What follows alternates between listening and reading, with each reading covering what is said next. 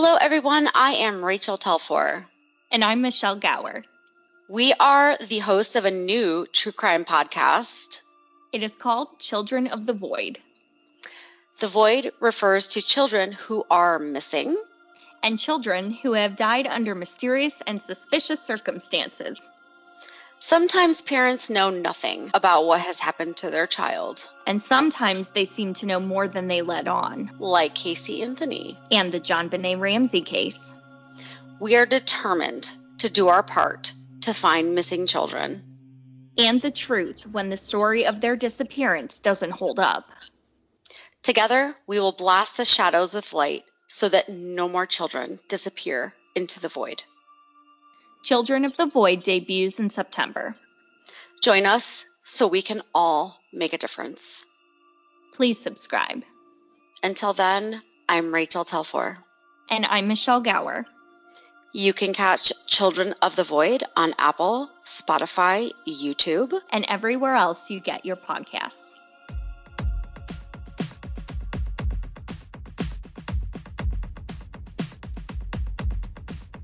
Hey yo, Morgan Rector here.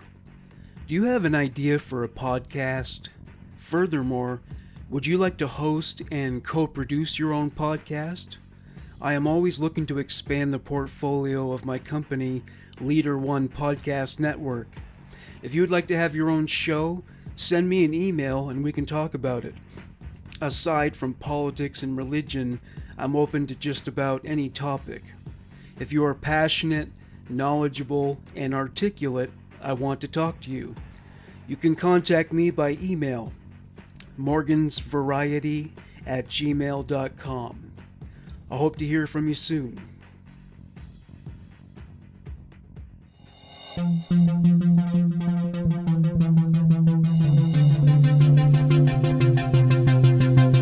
Hey, Morgan Rector here. I'm just dropping a line to say thank you to all of my Patreon donors. Since I'm not a Joe Rogan or Mark Maron, podcasting is more or less a starving artist gig for guys like me. Patreon donations keep me from having to take a job that would take away from my ability to generate more Human Monsters content. The website URL for Patreon is www.patreon, that's spelled patreon.com/leader ONE, Leader One. A way to make a one-time donation is to send it through PayPal at Morgan Rector 331, Rector spelled RECTOR, at hotmail.com, Morgan Rector 331 at hotmail.com. You don't have to give a large amount of money if it isn't possible. If $1 a month or $1 one time is the best you can pony up, it would be gratefully accepted. I know how hard things are for everybody during COVID. Thank you for all the support you have given the show, whether it is through financial donations or simply by listening. I am grateful for all you have given to me and the program. Enjoy the show.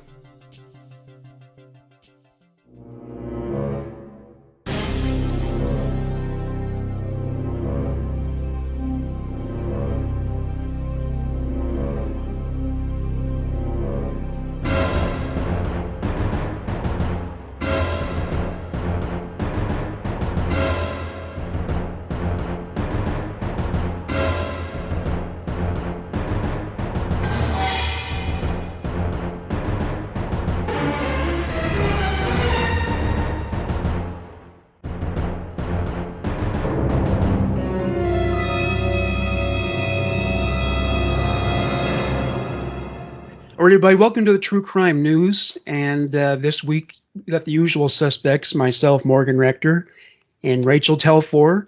But we have a guest with us this time, and her name is Bonnie Lee. Say hello to everybody. Hello. She's being Canadian. She's Hey, girl. Which is in Winnipeg, which is extra cold. It's nicknamed Winterpeg because it's the kind of place where during the dead of winter, like people have to put their scarves over their face to cover their face because it's so damn cold, right? Isn't that true? It is 100%, yes. Wow. 100%. We could not be in more opposite situations. I know. And another We're yin and yang. Another interesting fact fact about Bonnie is that she is also a true crime podcaster. So tell us the name of your show and what kind of cases it focuses on.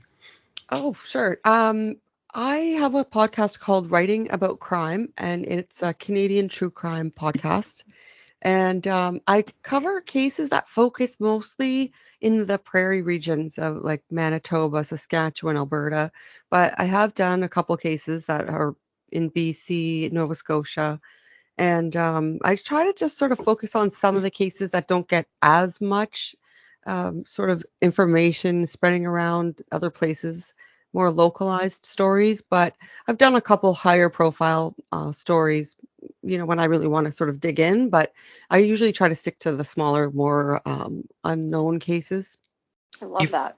Do you find it difficult to get research about those cases? Because I find with Canadian true crime, it's like there's not nearly as much of it, and it tends to be kind of skimpy in terms of details. Absolutely. You kind of have to scour. If you can find something where you've got court documents online, that helps a lot. But I do find you really have to go through a lot of different, specifically news outlets and stuff to kind of collect pieces of information together. And because otherwise it just sounds like you're reading, the news, It's true. But we don't have as much sort of publicly available information as some other countries do. So yeah, it's really tricky sometimes. You know what you were writing reminds me of is Truman Capote, like in Cold. Oh, Yeah, has that kind of feel to it. oh, that's a really nice compliment. Yeah, Thank you. because it reads kind of like a novel, because you really seem to have an understanding of like the psychological underpinnings of the people who are involved in the lives that they live. Yeah. Oh, that's a really nice compliment. I try to kind of for the time that I'm working on a script, I try to really live within the characters and sort of experience it. Sometimes that's why sometimes it's so difficult because after the fact, it takes me a couple of weeks to shake it off a little bit. Yes, That's a sign of true, really good storytelling, though, and getting into the characters, I think. Yeah, it's a pretty big endeavor sometimes, but Yeah. yeah, I'm still getting better. Every script I notice I get a little bit better and a little bit better, so I'm learning. That's what we and all can do, right? Yeah. and how about the availability of it? Is it distributed through the typical platforms, Apple and Spotify? And all that? Yes. Yeah. Yeah. Pretty much, Google, Spotify, most of the apps that will distribute things from other apps as well. So there's a few different ones like Castbox and stuff like that. And so I think I'm on pretty much all of them. Yeah, most of the hosting sites seem to Yeah, they cover. kind of pick everything up for you. Yeah. How Uh, long has your podcast, when did you start it? How long has it been on? It's like kind of my labor of love. So I started it probably almost 3 years ago, Oh, okay, but wow. I don't do like an episode every week or every 2 weeks. I kind of work on it, let it marinate, and then I'll write it out. And since Awesome. it's only my hobby thing that I do, like I said, it's my labor of love. So I'll kind of put out the episodes when I have them and I feel it. And so I don't really gain a lot of traction with people. In fact, I get lots of messages from people saying, "Hey, are you going to put out something else?" Or, Yeah. and so this year, actually, that's why I was really excited when Morgan invited me to speak with you, was Yay. because I'm finally at a point now where I have a scheduled setup where I'd like to put out an episode every 3 weeks. So Oh, that's exciting. yeah, I'm pretty Good for excited you. about it. I'm pretty excited about it. So yeah, I'm excited to be speaking with other hosts again and people that are into true crime because I was away for a little while and had to kind of, I think during COVID, clear the cobwebs a little bit. Yeah. And yeah, but now I'm ready to get back into it and keep on top of all that stuff. Meeting other hosts is some of the funnest part of being involved in a podcast. So That's awesome. I yeah. love that. And Oh. I 100% get the being consistent on a weekly basis between Morgan and I. We have enough Oh, things that come up during the week. it Like, is. oh God. It's you have to have a real commitment and ability to sort of make those regular, but at the same Yep. time, if it's not your main gig, then I have subscribed to, you know what, I love it. I'm going to do it when I love it. Yep. And the listeners are there, 5 of them or 5,000 of them or 500,000 of them.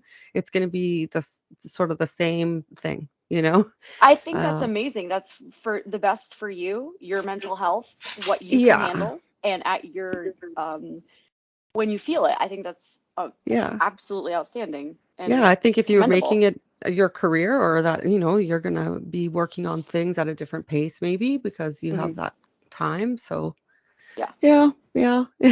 Hopefully this year Yay. it'll be a little more consistent and things will be growing a little faster because the experience of writing really does enrich your life. As much as you try to make it about bringing people's attention to the cases or the stories, really at the end of the day you're the one that gets the most enrichment from spending that time writing, so I it's have a kind of giant smile on my face for you saying that. That's it's such a kind of selfish. amazing thought. Yeah, totally, absolutely. You Sorry, know, Morgan, I didn't mean to take over. no, it's okay. No, Bonnie, it's funny. Your voice reminds me of like every woman I've ever heard on CBC radio. No. Yeah, she's got a good Really voice. sound like, I mean, right. What I'm referring to, Rachel, is the Canadian Broadcasting Corporation. They do TV, terrestrial radio. They're doing a lot of podcasts now, but yeah, they are our nation's official broadcaster. They're financed with tax dollars, and yeah, Bonnie reminds me of a lot of the women I've heard on the radio stations. You got She a give me great voice broadcast lessons. voice. Apparently, I need them. Oh, yours is fine. Two different kinds of voices, you know. Yeah, oh no, your voice is great. Oh Oh, I no. Oh oh, I please. love it. I can't wait for the comments on that. Oh Bring no, 'em. you know what? Actually, that touches on something. It's a really nice compliment because a lot of the ladies on CBC to have great voices, so that's like a really nice compliment. But for some reason, specifically with females, I have noticed that they get really highly criticized for their voice. It's never good enough. It's always too oh, shrill, too fake, too over the top, yes. too excited. I don't know Yep. why people On pick on YouTube, women's voices. I'm It's telling you, it's always the women. Rachel and Michelle, who co-hosts a podcast I produce called Children of the Void, they get all this criticism, and most of it is from other women. Yeah. Oh, It- it is And absolutely. it's Yeah. something you can't change. It's my voice. What do you want me to It's do? I it's not a can't bad voice. change my voice. I don't It's know just, what that's I about. laugh at it. It's Yeah. ridiculous that that's what you're gonna.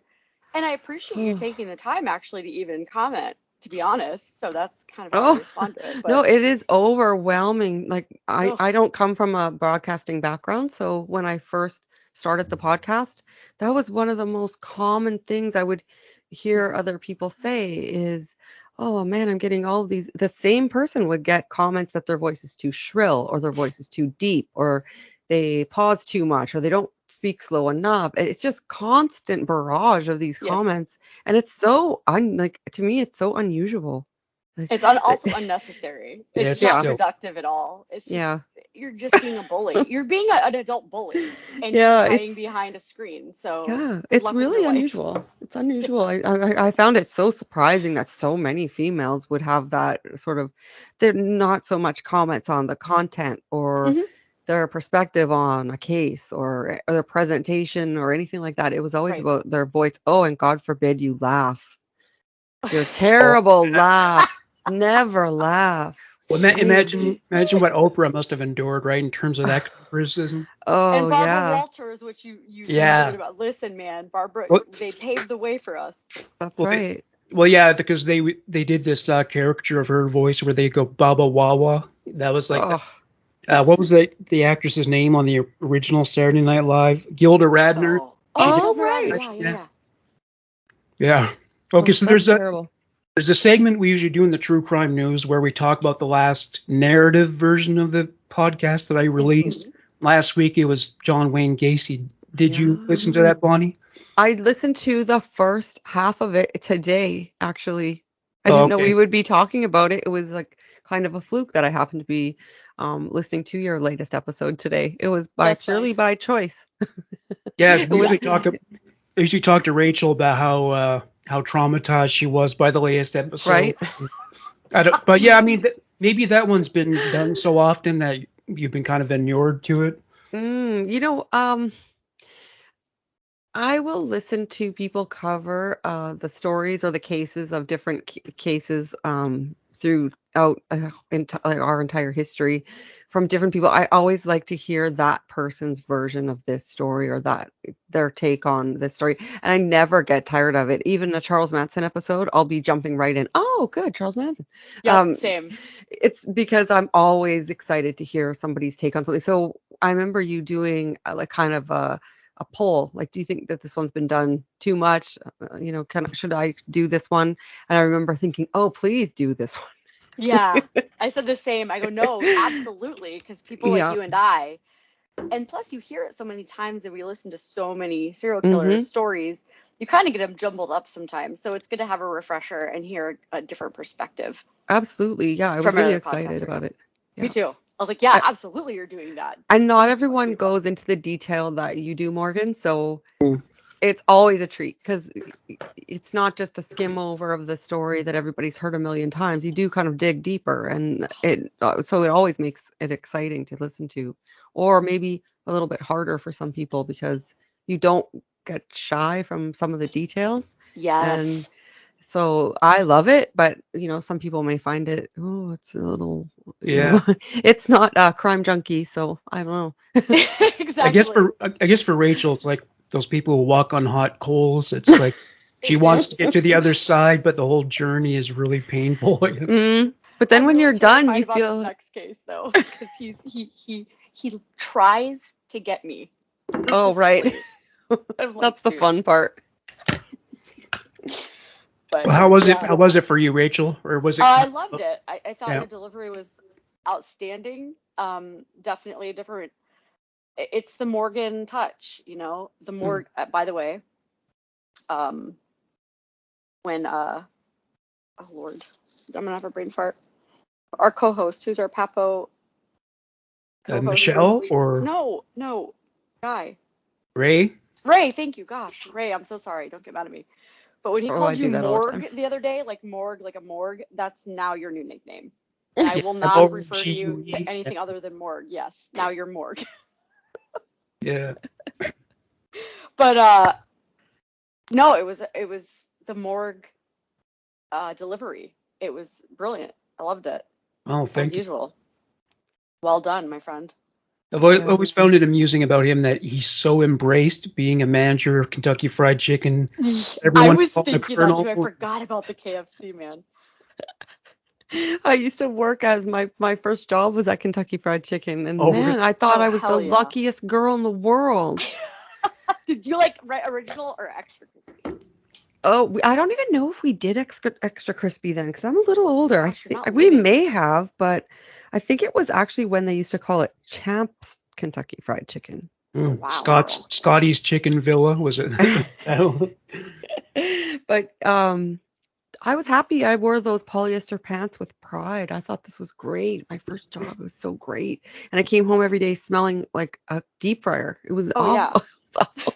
Did I'm you gonna get need a free picture chicken? of you in those. We did. And we could eat as much of their it was kind of like a chicken salad. They don't do it anymore. They used to make like a chicken salad with the leftover chicken. And they used to let us take it home. I don't even remember that. Yeah, it was only for like a few years, but it was right around when I was, 17, 18 years old. So That's because no one wanted it. Because you're not. I think going they KFC wanted to for find chicken salad. You want fried Yeah. chicken. they wanted to find a way to use that darn chicken up at the end of the night. Oh, I used to love that bread. That was it, buttermilk bread or something like that? But, Yeah. Yeah, that Yeah. was really good. Yeah. Oh yeah. But I'm not saying I can identify with John Wayne Gacy, but I get like the pride thing of being so proud. I That was understand last that. meal, yeah. Okay, so I'm going to start off the stories for this week. Yes, sir. And actually, before I start, I know, so Rachel's the only one of us who has children. I'm going to ask you, and if it's too personal, don't talk about it, of course, but did you experience postpartum depression? Me? Yeah. Obviously. No, okay, so I don't want to get into a huge long discussion, but there's this thing called, this is a PSA actually for any going to be or just became a mother.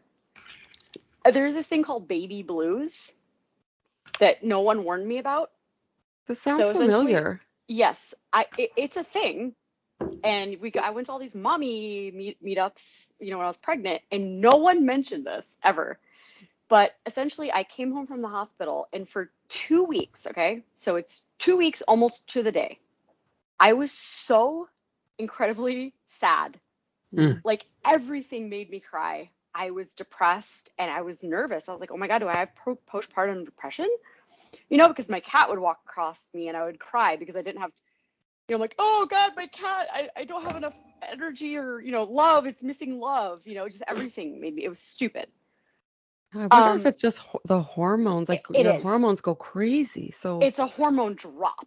So essentially Yeah. you're filled with all these hormones and then done. They're all out. So I talked to my doctor about it. He's like, oh yeah, that's the baby blues. I'm like, what? So I Google it. And it's 2 weeks. I'm talking almost to the day, both pregnancies. And then the next day, woke up, fine, totally Oh okay. wow. Totally back to normal. Wow. But if it lasts longer than that, then you have potentially postpartum. That's why they monitor it. But yeah, no one, I was so mad because I'm like, hi, can I get a PSA about the baby blue? Oh, they're like, oh yeah, we had that. I'm like, you could have mentioned it. Yeah. Thanks. Well, the headline of my first story is Mother Killed Two Children, Blamed Mental Illness, Gets Paroled. This deals with postpartum psychosis. So this is like much worse than That's what you hardcore. had. So there's a description of it. The onset is usually sudden, most often within the first 2 weeks postpartum. Of the women who develop a postpartum psychosis, research has suggested there is approximately a 5% suicide rate and a 4% infanticide rate associated with the illness. This is because the woman experiencing psychosis is experiencing a break from reality. So Paula Sims, an Illinois woman, is free after serving 31 years in prison after the parole board voted 12-1 to release her. They decided she was no longer a threat to her community and she was not suffering from acute mental illness anymore. She admitted to killing her 6-week-old daughter, Heather Sims, in 1989. She later admitted to murdering her 13-day daughter, Laura Lee Sims, in 1986 as well. Her attorney has long blamed mental illness for her reason for her children's death, citing his client suffering from postpartum psychosis. Paula told her husband she was not well and she was having thoughts of hurting their daughter. He told her his family would not understand why she would need a psychiatrist, forcing her to cancel her appointment. In 1990, a jury of her peers convicted her of 1 count of first-degree murder, which carried a life sentence. The judge handed her a sentence of life with no parole, which was later commuted to a life sentence, making her eligible for parole. Oxygen reported the jury only convicted her of Heather's death, and several years later, she admitted to murdering her second child. In 2019, Sims sought a retrial based on the factors surrounding her daughter's death. Since her conviction, Illinois has allowed depression and postpartum psychosis as a defense in murder cases. Paula reportedly suffered from postpartum psychosis, which occurs in 1 to 2 out of 1,000 births. It causes a mood and anxiety condition in women after they give birth. In rare circumstances, it causes the mother to be delusional and hallucinate. The court denied Paula's request for a new trial. Excuse me. 1986, the police found Laura Lee's body in the woods behind the house Paula shared with her husband, Robert. The 13-day-old baby's cause of death was suffocation. Originally, Sims reported an armed man kidnapped her baby. Heather died of asphyxiation in 1989 at 6 weeks old. Like Laura Lee's murder, she told investigators a false story to explain her baby's disappearance. She claimed while she was taking out the trash, a masked man knocked her unconscious. When she came to, she realized her daughter was missing. Police found the newborn's body in a park's garbage can. It was later discovered the mother kept the infant in the freezer for some time before she disposed of the body at the park. According to People, Sims confessed to both murders and expressed guilt and regret over her actions. She has a third child, a son, that was never harmed in her care. No one attending her parole hearing opposed to her release. However, Madison County State's Attorney Tim Haynes sent a 5-page letter opposing her release. In his letter, he claims Sims only confessed to the crime to avoid the death penalty. He pointed out she lied to police, blaming kidnappers for her daughter's deaths. Jed Stone, Paula's attorney, worked for 3 decades petitioning the court for another trial. He has believed his client did not belong behind bars. He said she's not an evil person. She's a person who suffered from a mental illness, and that mental illness is gone. Paula Sims walked out of Logan Correctional Facility, a free woman, on Friday, November 5th. So, Oh, wow. Recent. so she told her husband she was having thoughts of harming her children and would not allow her to go to the psychiatrist. Yep. I mean, if that's not equally insane, She's a poster child for mental health awareness. yeah, right. That's, I'm I mean, surprised. I guess her husband maybe was afraid that the hospital would take the children from them, or oh, no. I'm not This sure. is back, what year was it, Mark? 89. Oh, yeah, Mm. please. Are you kidding Yeah, me? You yeah. had to be a Stepford wife, and you're not allowed to have mental illness. You're not allowed to Right, have stress. You're not allowed to have those things. Don't exist. right. They Yeah. barely exist now. Do you know how hard it is to go with 2 hours of sleep and a baby that's crying all the time? You know what? I don't, because I can't It's even imagine it. It must be insane. the worst. Yeah, It's not the absolutely. worst. It's your maternal instinct does kick in, but it's overwhelming. It's the most Yeah. insane thing I've ever done in my entire life. So would you go as far to say that during that period you were not in your right mind? Is it that? You're just in autopilot. Just in autopilot. I would get up because I nursed both of my children. So there was no him getting a bottle. It was me. And I would get up and just feed the baby and go back, lay down. You know, he's like, I don't know how you're doing this. Like, you don't have a choice. This is life. Oh, a surefire way to sort of break down someone's, you know, sort of their, Mental health. yeah, and like in their sanity in any way is Mhm. remove that sleep component. You cannot go without sleep. Oh no. And I think at that time maybe there was still a stigma around getting mental health care, going to psychiatrists. Still is. Mhm. Yeah. Sadly. Even with So- all the awareness campaigns, yeah. Yeah. So would by that, are we thinking that she should have been paroled then? Or do you think because of the component of sort of not telling the truth after the fact that she was trying to cover up something? I'm just Yeah, kind I of mean- not sure on the spectrum where I fit on there with how accountable she is for her behavior, even though I completely understand it. Yeah. In a perfect world, if she would have gotten mental help and Right. been treated appropriately, it probably wouldn't have happened again Yeah, and one thing I've often after thought the first about time. One thing I've often So- thought about when covering a lot of cases is that when you're staring down the barrel at 25 to 30 years in prison, these self-preservation instincts kick in. So I Mhm. think maybe that's what causes a lot of people to make those claims. So Well, understand she had a psychosis. She had Yeah. a legit mental illness. So when you're committing those acts,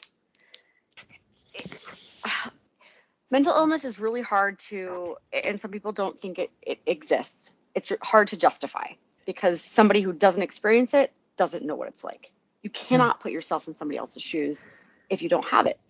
Yeah, I've thought about this particular subject, not exactly in this form, but very similar, because I am living in the home of the kind of probably one of the most well-known cases of a person who is convicted, or I guess I shouldn't say convicted, not convicted, for a reason of insanity type argument, which is the Vincent Lee case on the bus, where Oh yeah, Um, the guy with the yeah, suit, right? What is that's this?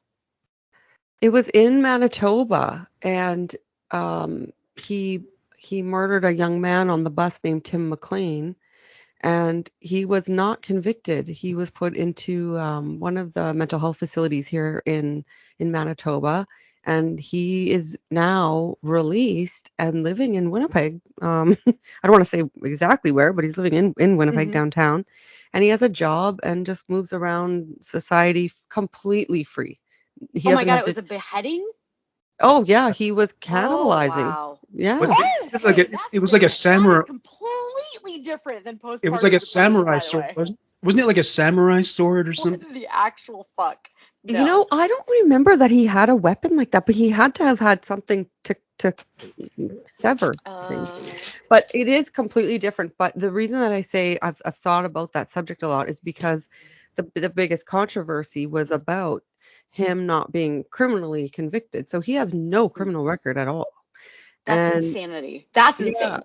so a lot of people had big problems with, I don't want to bump into this guy at, the grocery store or whatever. Why is he not kept somewhere? But what a lot of people just couldn't reconcile was that he was in the middle of a psychotic break. He was not taking his medication, and he was a diagnosed schizophrenic. Wow. And when he takes his medication, he's fine and has sort of self-knowledge or self-awareness. And See, that's he hard for doesn't me. pose a threat to anyone as long as he's taking his medication. And so when you blow it up that large, it's really hard for people to reconcile in their mind that a criminal act, it's not criminal if the person is having a mental break or going through a psychotic episode. It doesn't mean they'll always be sick. Like Right. if you have a broken leg, it'll heal. You'll be fine. No one mistrusts you to walk on your own 2 feet. But for some reason, when it comes to your mental health, even for myself, it's really difficult sometimes to sort of make that reach because you always think, well, what if he doesn't take his medication? What if that this would be a really terrible scenario where he would reoffend. It Absolutely. would be almost unforgivable on us to let that happen. But That's a good point. yeah, Yeah. it's really tricky scenario. So this is a maybe not as obviously grandiose example, but it falls in those lines of No, I think it's a great example. And also, you you made me think of, okay, and you said it perfectly, and I'm glad you differentiated because you said when they have those mental breaks and if they're not medicated. right, Because what I was thinking about was like pedophiles. You can't r- fix that. right. It's not a break. That's a lifestyle that something is probably wrong with you, but I Yeah. don't think there's any fixing it or any medication that can Yeah, I treat it. think there's something with the circuitry there that they just can't seem to sort of if there's no correction No, or anything like that. It's agreed. But I guess you could argue, well, for schizophrenia, you can control it. Different people are at different levels on the spectrum of their illness. And with medication, it is very controllable. But the issue is a lot of times there are people that they don't want to take their medication because it makes them feel Yep, shitty. yep. And so to have him not obligated to check in and make sure he's taking his medication and to be completely free and clear to go Yeah, wherever he you would want. have to, no, yeah, that's not okay. He would That's have what to upsets be, people. I think yep, that's where people get upset. So it's kind of, terrifying. I Well, mean, if that's someone yeah, terrifying. if someone tells you that they're having thoughts, excuse me, about harming people or harming themselves, and it's serious, then you got to take that seriously, and you got to absolutely. get them treatment. And what her husband did was pretty irresponsible. Is it? Am I going to go out on a limb and say he's responsible for his children's deaths? Well, probably not. But on the other hand, if he had gotten her to treatment, Hmm. he could have prevented them. You know. hmm Yeah.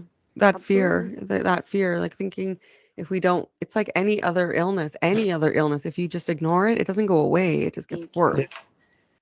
So, Your Yeah. brain is an organ, just like your heart, just like your kidneys, just like your liver, just like hmm everything else. Everyone's quick to go to the doctor for all of those organs, but when it comes to your mind, which is the most important thing, all of a sudden it's a problem. Oh no, you can think your way out of it. No, you can't. Your brain is an organ. It Yeah. right. can be defective. Yeah. There's things to help you. Mhm. Go get them. Mhm. Okay, Mhm. so let's move on to our next story. So normally it's me and then Rachel. So Oh, I'm not going second. I'm letting our guest go second for sure. well, I didn't want to put her on the spot. Are you ready? Unless she doesn't Here I want to. am. It's up to her.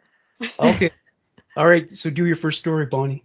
All right. I tried to pick some kind of more current Canadian stories, but ones that I Yay. found sort of surprising. So hopefully these will kind of be interesting.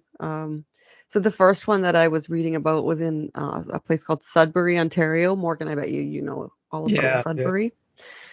So the headline in the CBC News was the Sudbury police charge a teen for publishing hateful song on social media. I thought this was an interesting story here, but it was a Oh. song. Yeah, this is kind of shocking. It was a young boy, and it goes this way. Police said the song was directed at another young person based on their sexual orientation. And the Sudbury Hmm. police arrested and charged a teenage boy on multiple counts for writing a song with hateful and threatening lyrics. The police said the 13-year-old boy wrote a song directed at the other young person, and it included references to damaging school property. So police said the teen published the song on social media, and following an investigation on November 11th, that was this year, police say they found other songs written by the teenager that also contained what they called hateful lyrics. So police charged the 13-year-old with uttering threats to cause death or bodily harm and uttering threats to burn, destroy, or damage property.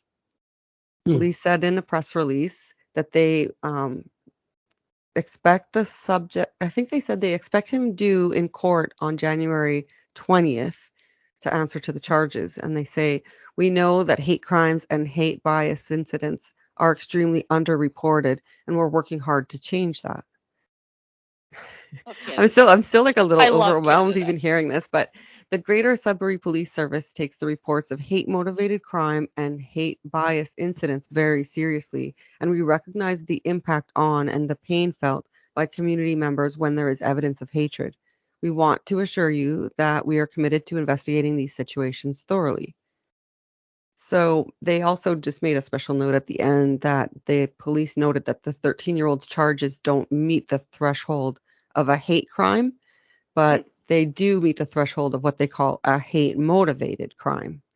So that's the thing that blew me away was reading this, that it was a 13-year-old writing songs and he's in this really serious legal trouble as opposed to anyone looking into what are the sort of Why elements is he writing around. these? Yeah.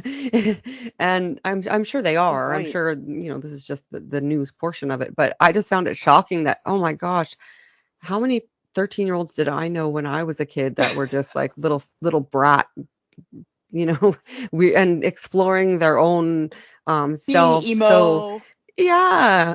Or Good. or just, they listen to a lot of music, say that this, they're listening to, music about, living in the streets, being tough, and they're talking tough in the music, but would never actually behave in the real world that way. Hmm. So it's kind of to me shocking that a 13-year-old had Well, the they have a police computer going, screen to hide behind now, though. Yeah. Back when we yeah, were young, we didn't. They You, keep if you getting wanted younger. to say Yeah. something to somebody, you had to say it to their face. We didn't yeah, have yeah, social media. yeah, that's So, true so what the too. hate speech was all about? Just the school? Like he wanted to blow up the school or something?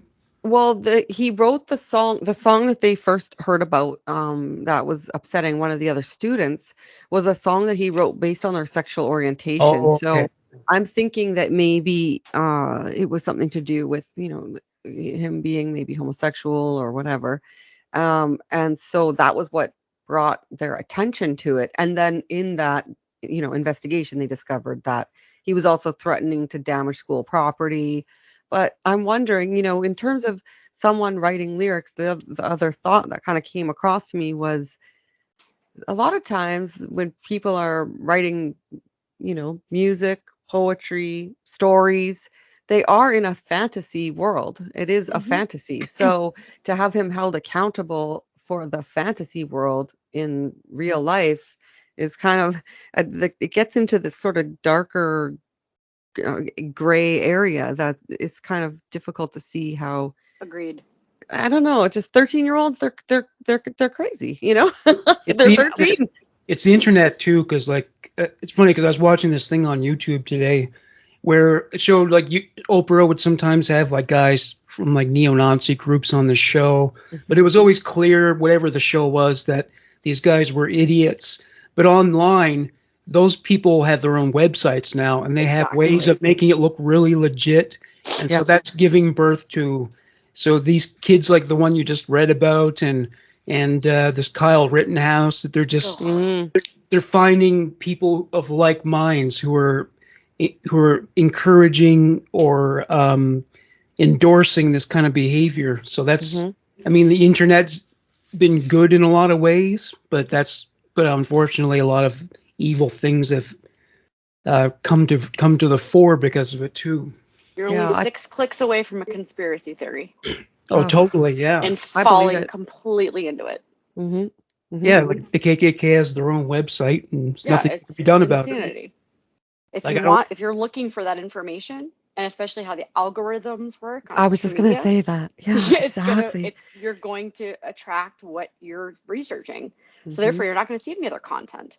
Yeah, it's like Yeah. Facebook can ban you, but there's always the dark web, and you can just keep going further and further down. But also to get those clicks, Yeah, that Yep. Facebook is gonna feed your algorithm with more things that you're gonna like. Correct. So if you read a few news stories and click like on them that are kind of, anti-vax or whatever, pick any subject, you're going to start to see more of those things appearing in your timeline. But then you think Yep. these are the biggest news stories that I'm getting, sort of shown to me, the biggest news stories. But actually, they're just going to be the biggest news stories they think will appeal to you. yeah. Exactly. So it's almost like it's subconsciously reaffirming your belief, even Yeah, though exactly. And that's there not.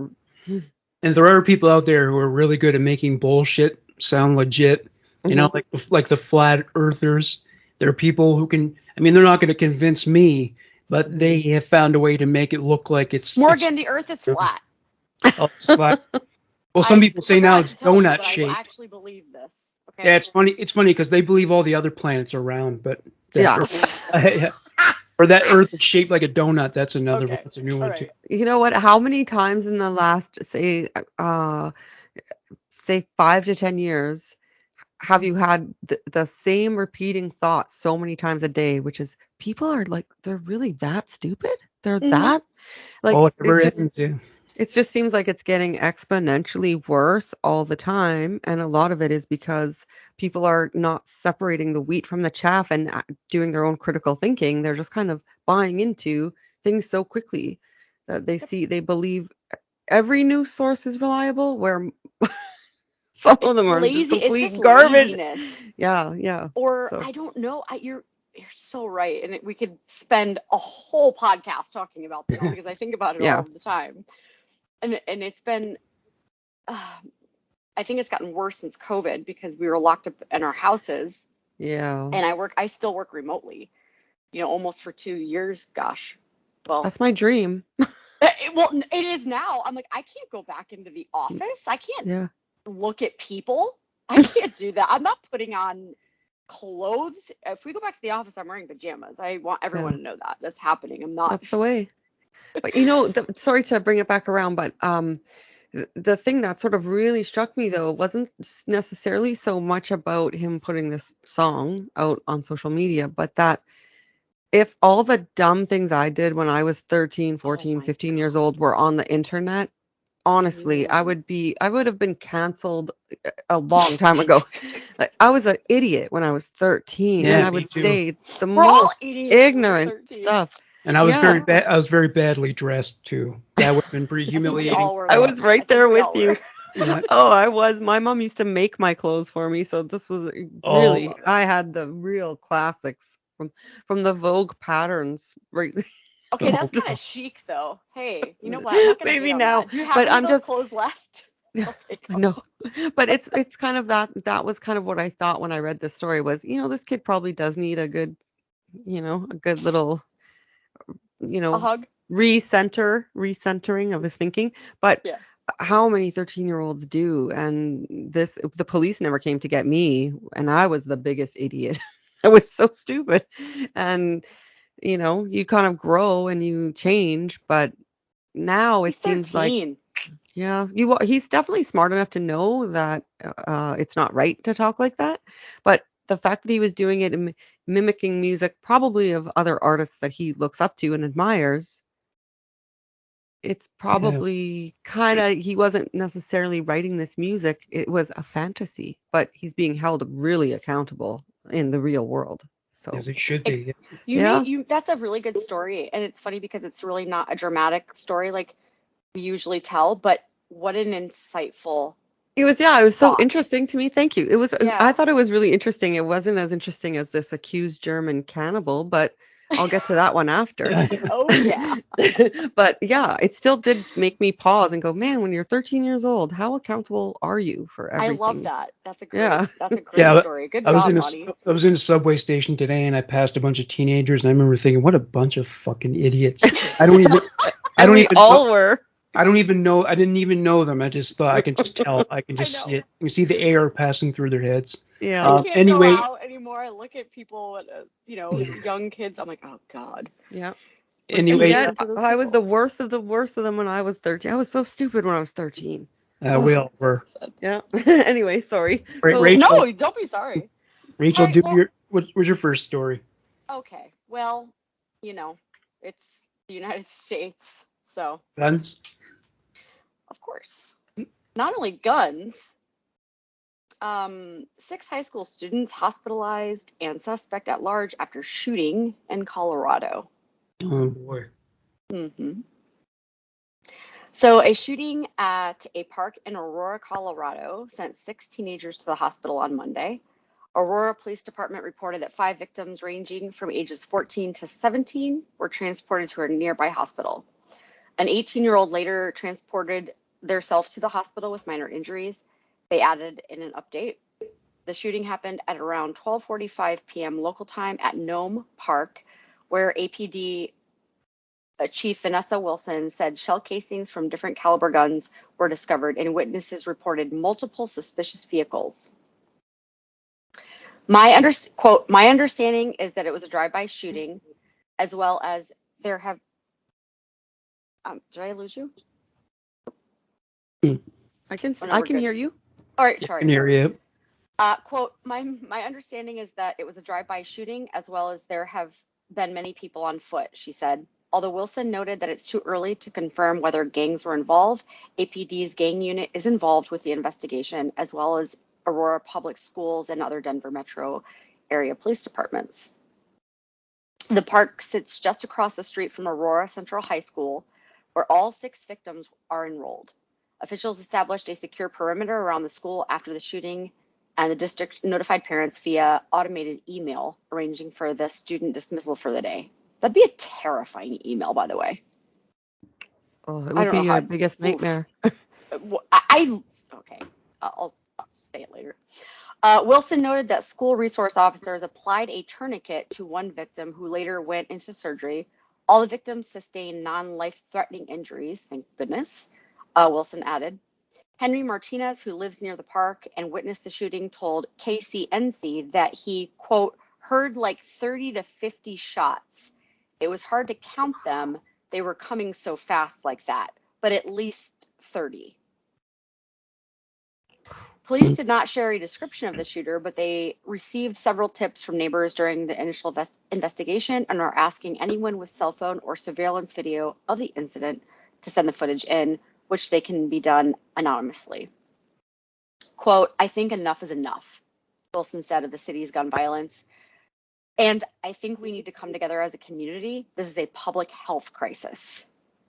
In a statement to the news source from Aurora Public School Superintendent Rico Munn and the APS Board of Education, President Dr. Kyla Armstrong Romero says the school, quote, community is heartbroken to learn that 6 Aurora Central High School students were injured. We want to thank the APD and their security officers for their heroic response and support after the shooting. We had APD school resource officers and APS security officers who rushed to provide emergency care for the victims. Sorry, I just lost my place. Hmm. Where'd I go? Yeah, the gangs have to catch up to all the mass shooters who've been doing it for so many years now. Used to be It's insanity. the gangs used to do all the spree killings. I guess they've been outshone by all these lone Teenagers. you know. Mhm. Yeah. Here we are. The safety and well-being of our students and staff is top priority. We are disgusted by this and other senseless acts of violence against our children who are the future of our community.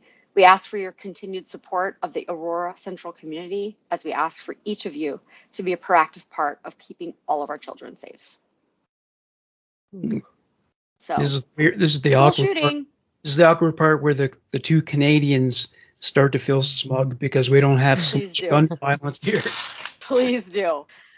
Oh, you know what I can't help but think about is I had a little exchange today with another host of a different podcast online, and he was telling me that in the United States, I never knew this for some reason. I was blown away, but apparently this is common knowledge. But Okay. he was saying that when you get a gun license in the United States, you don't have to do the obligatory safety and training courses. We have one you do for your basic license, and then if you want to have a higher level weapon, you have to have a license for a restricted weapon, and you do another class for that one.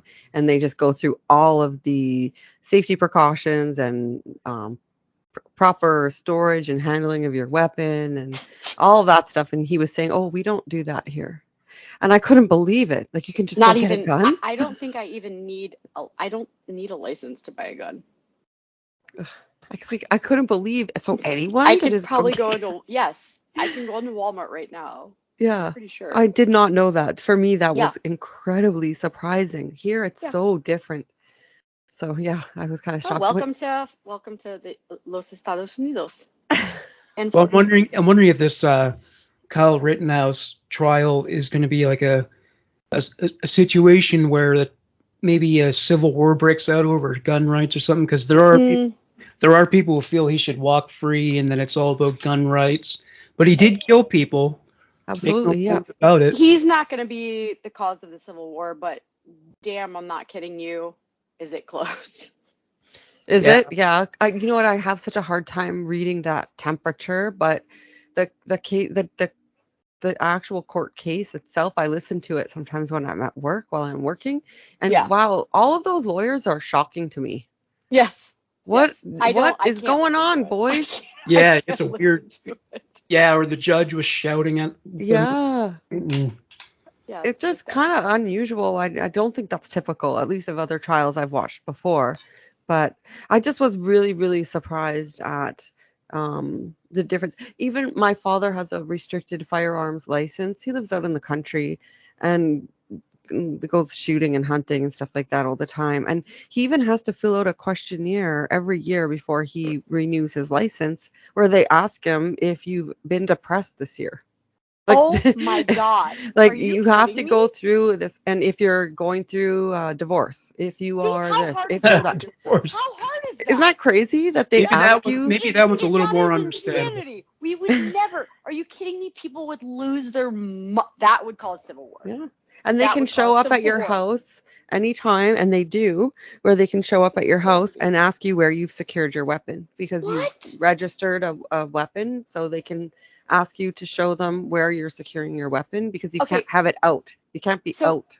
In the state of Florida, not kidding you at all. If you came onto my property and could not identify yourself as a police officer, or if I felt you weren't a police officer, Right. I could kill you, Oh, my and it would be goodness. stand your ground, and I Yeah. would have every right. Oh no, you know what? If you want to take your registered firearm, especially if it's a revolver, and you want to go to the gun range and shoot it, you have to phone them first and tell them that you're Oh going my- to be taking a weapon in your vehicle to the shooting range. Get out of here right Yes, now. and if you stop and you go to somewhere on the way, you're violating that No agreement. kidding.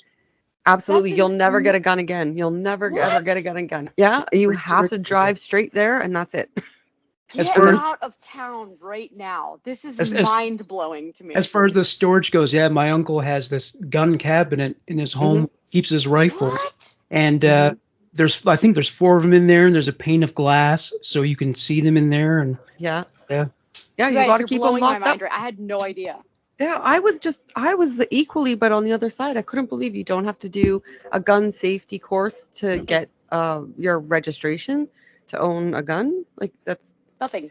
I couldn't believe that. But it's funny how we're so close but so different yeah. in that respect. How many school shootings have you guys had in the past year? Well, we've had I don't know about the past year. There've been a few mass shootings, not as much in No, schools. school shootings. Yeah. Yeah, I can only They're think so of they're one so or two. frequent now. They're not even stories anymore. This wasn't even a big story.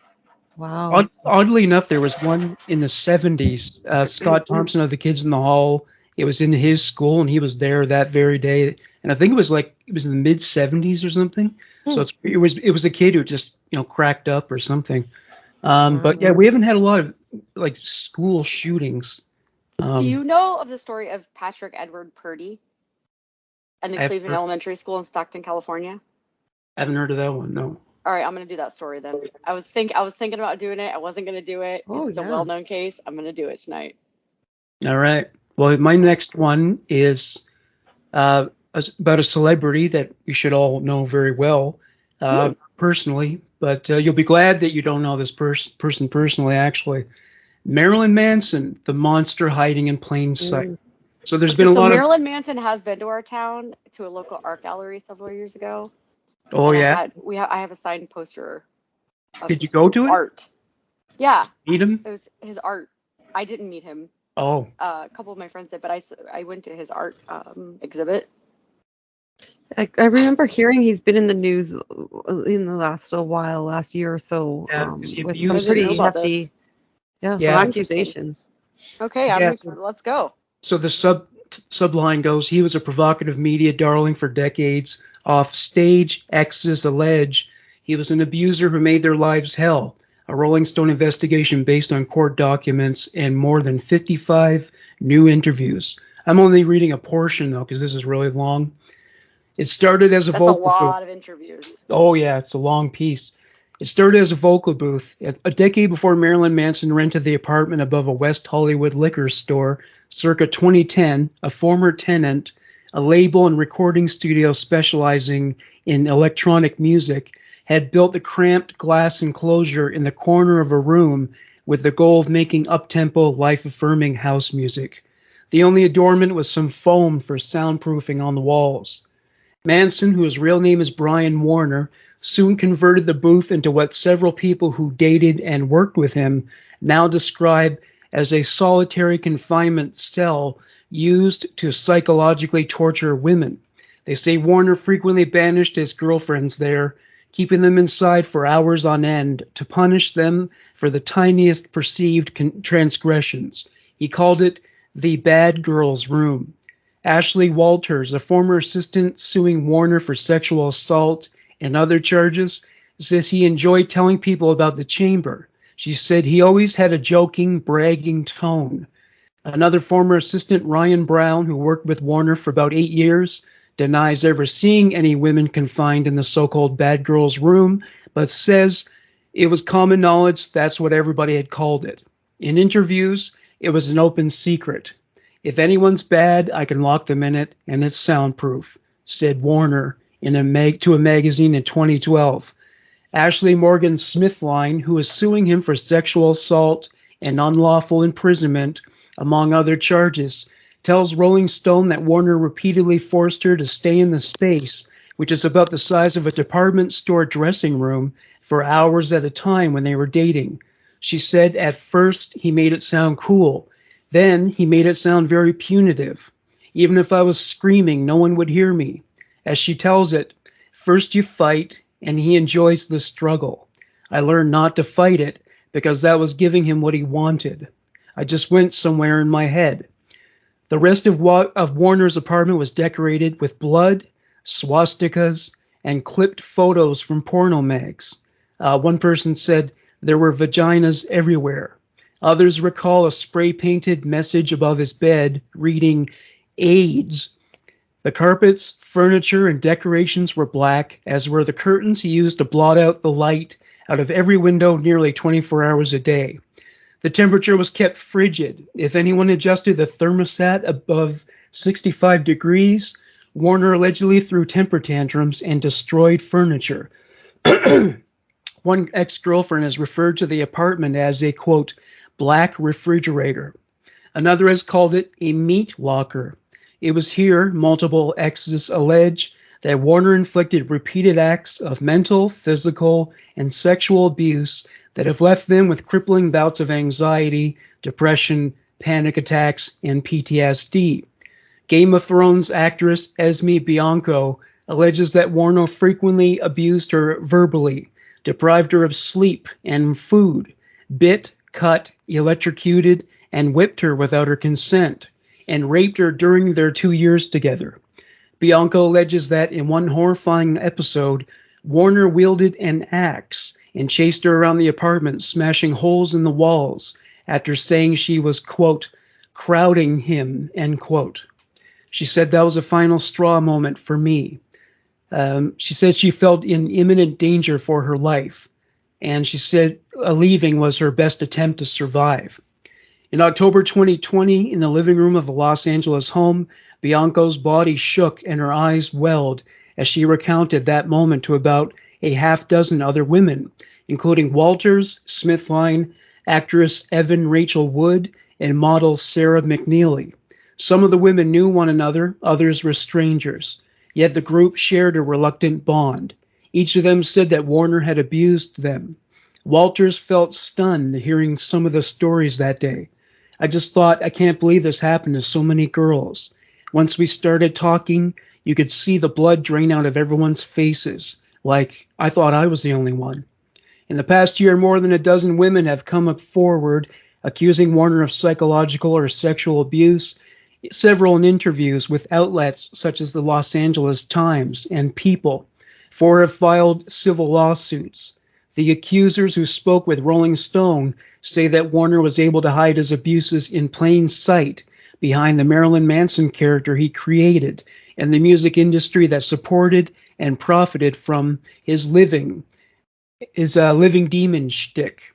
To his accusers, some of whom have not spoken publicly or in depth about this before, he is a serial sexual predator who has been telling the world who he is far more than been telling the world who he is for more than 25 years.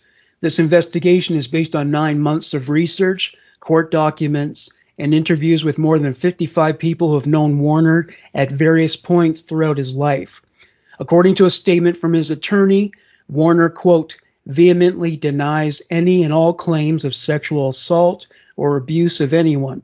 The statement, which echoes a July court filing that sought to dismiss claims in a lawsuit filed by Bianco, goes on to denounce the accuser's allegations as, quote, part of a coordinated attack by former partners and associates of Mr. Warner who have weaponized the otherwise mundane details of his personal life and their consensual relationships.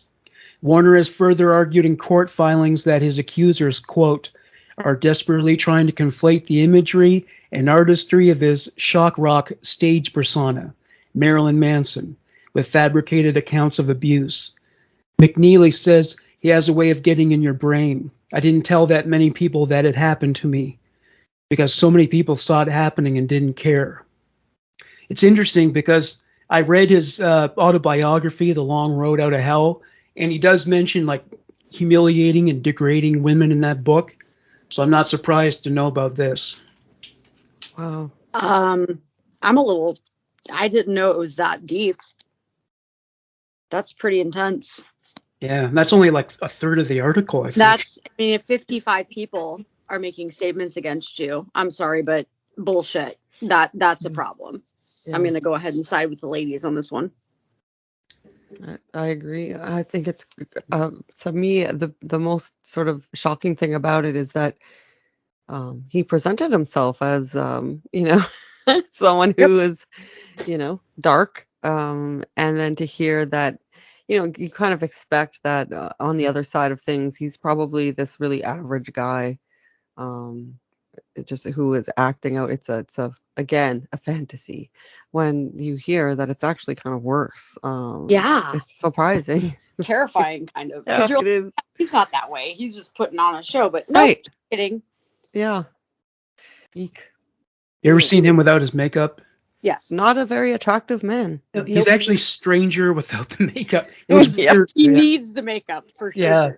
Oh man, if he goes to jail, and if he goes to jail, and I mean, without all these testimonies, he's not going to do well in there. He's kind of No. effeminate, you know. Oh my gosh. Speaking of which, sorry, Mhm. segue real quick. Have you guys ever watched the docu-series called 60 Days In? I have not. That doesn't, Holy yeah, I didn't see it. crap. Okay. So it's a show about people who go undercover, like regular people go undercover into our nation's jails for 60 days. Hmm. It's really bad. It's Oh, really really? bad. It's bad. I've seen the TV show. I think it's called 60 Days or 90 Days. Not 90 it's Days 60 Fiance or it was- anything, but 60 Days. And I've seen the women's prisons. I've seen a few episodes of that. And it was really surprising. Really It's surprising. really bad. I'm like blown Yeah. away, and I got sucked into it because they put the newest season on Netflix. And I Oh, never- right. I was like, holy crap. So I binged the whole thing, and then I went back and watched the other seasons. I'm like, this is absolutely disgusting. Yeah, it's really enthralling. You know what I thought you were going to say? I used to work for a music store chain for when I was done university, and one of the things I remember really clearly was Marilyn Manson was kind of, known as the shock rocker. And Yeah. when this movie came out, just to tie things back into school shootings, Yes. Searching for Columbine, was that what it was called? The Michael Moore movie? Bowling for Columbine. Yeah. Bowling for Columbine, that's right. Marilyn Manson was in that documentary, and people were so blown away with how he was so intelligent and made It's a such a journalist, he had such insightful comments about the kids that committed the crimes and the sort of on society in general, and put it into a nice sort of perspective that people could really relate to, and people thought it was so poignant. And it was kind of like this turn of respect for him that, people who thought, oh, I thought he was just a freak, oh, he's very intelligent. Did you see Bowling for Columbine? He's so intelligent. And it's kind of like when you hear stories like this, you think, yeah, that's probably right around the time that he was abusing these poor girls and women. And then there was another thing where the episode I did about bullying, there's this one girl who committed suicide because she was bullied. And she was a big fan of his. And when he came to town on tour, he dedicated the concert to her and spoke with her mother backstage. And he was really nice to the woman and very caring. And I don't know, I guess maybe, people are complicated. You can be good and evil at the same time. Yeah. So I think especially artists can be that way. Artists have to understand opposites. Like in order to be able to write a story, you have to be able to write a plausible good guy and a plausible bad guy and get into each of their heads. But ultimately, this is a little too much evil. Yeah. Went a little too far to the other side. Yeah. It's terrible to think that so many different women knew about it, but didn't commiserate amongst each other. I don't think that's the right word because it has sort of a negative connotation, but didn't communicate with each other about what was happening or what had happened. So he was kind of able to sort of fly under the radar. Just like most men that have been accused of Bill Cosby. Mm-hmm. And what's the other dude's name from Florida? Ghislaine Maxwell's. Epstein. Epstein, yeah, all these people, like women were just afraid. Mm-hmm. And I think it's now our time. Yeah, it seems like we're getting into changing. the women's empowerment movement, hopefully. Mm-hmm. So what is it that makes some women stay for a while? Do they think like, oh, he's just having a bad day? He's not always like this. Is that part of it, or? Be part of women that just kind of make excuses until you're old enough, like me, to say nope. Yeah, and I think there's like Absolutely not. that. I see through your bullshit. Yeah, I think there's also this really sort of terrible commonality that you'll hear about sometimes where women will talk a lot about coercive control. And really, it's just another form of brainwashing where you just break someone down enough that and isolate them from the Yep. other people that would give you perspective. And so you're alone in something that you feel that you're deserving the abuse or you know it's terrible that anyone would be thinking that way, but we've made the mistake of saying only weak-minded women would fall for that, only, you know, and so you feel humiliated or embarrassed to admit it's happening to you, when actually a lot of people who have been put in scenarios like that where they are sort of being coercively controlled are intelligent women with, you know, strong families and great close friendships, good jobs, well educated. There's no specific type of woman who's more likely to be coercively controlled like that. It can be any woman, and it's just a matter of someone that can push the right buttons to break your self-confidence down and isolate you from your anchors. And so as soon as we sort of shake that sort of belief about the type of women that'll be abused or you know, controlled by a man, you know, it's not something that's shameful. It's shameful on him. It's that person is the one that is, you know, it's shameful, not the person who's being controlled. So it's kind of changing the way we look at it from the outside will help change the way it is on the inside. I appreciate you saying that a lot. I was a victim of. Oh, I didn't know that. I'm sorry to hear that. No. Don't be. But Please don't be I'm sorry. glad you said I was. You're probably Yes. stronger for it now. Yeah. Yes. And thankfully so. Mhm. You know, we're all young, and you want to blame it on being young. I don't know. I'm not making excuses. I'm just thankful that my past experiences have made me who I am. And Yeah. am I a strong personality? Am I hard to deal with? Probably. But there's a reason why, and I don't hate it. I'm very happy with myself and my personality and who I am and my strength and my happiness to be alone by myself. I'm okay with that. Take that, YouTube trolls. Like because they make you feel like you have to rely on them for security.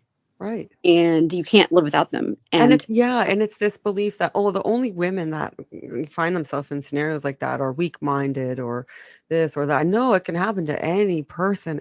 Very, like, a lot easier than you think. It's just as simple as making them feel like they can't be in touch with people that they care about, that care about them.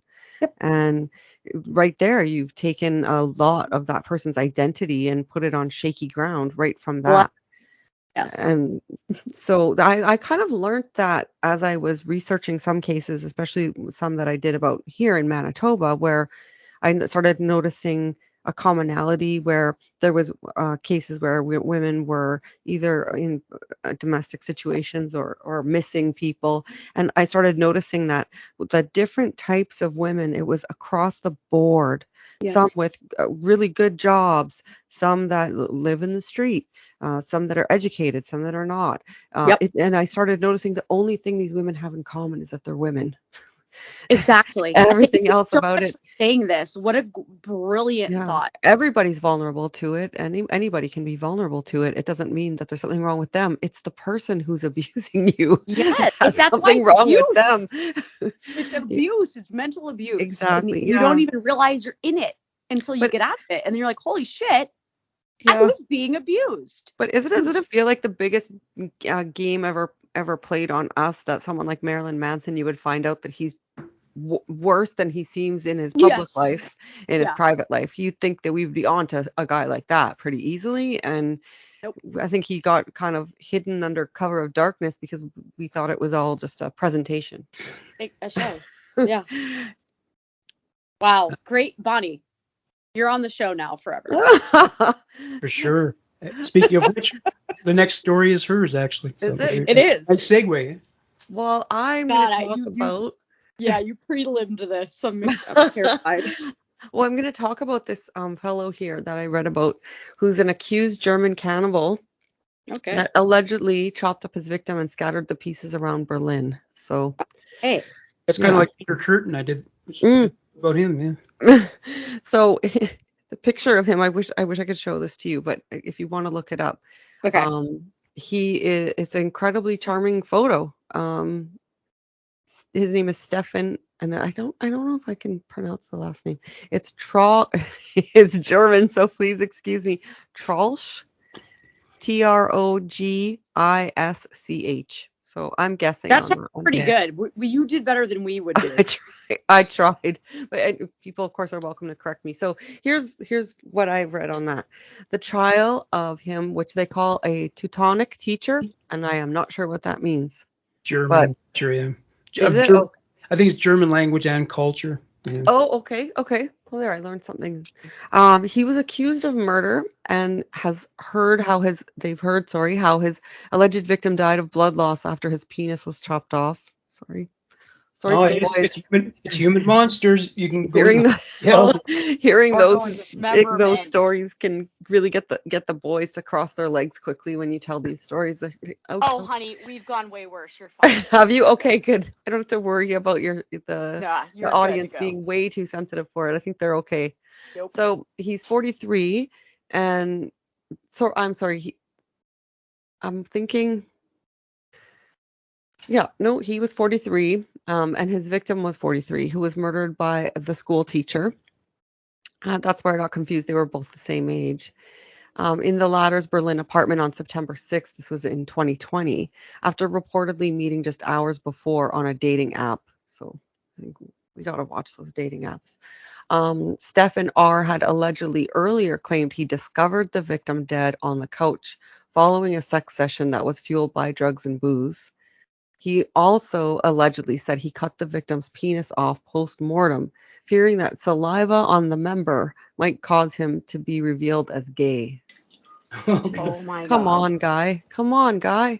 You're dismembering people's body parts, but you're worried about being perceived. Exactly. I don't want anyone to think I'm homosexual. Yeah. That's what I'm worried about. That would- Heaven. Let's just cut that would this be off. That's the taboo. solution.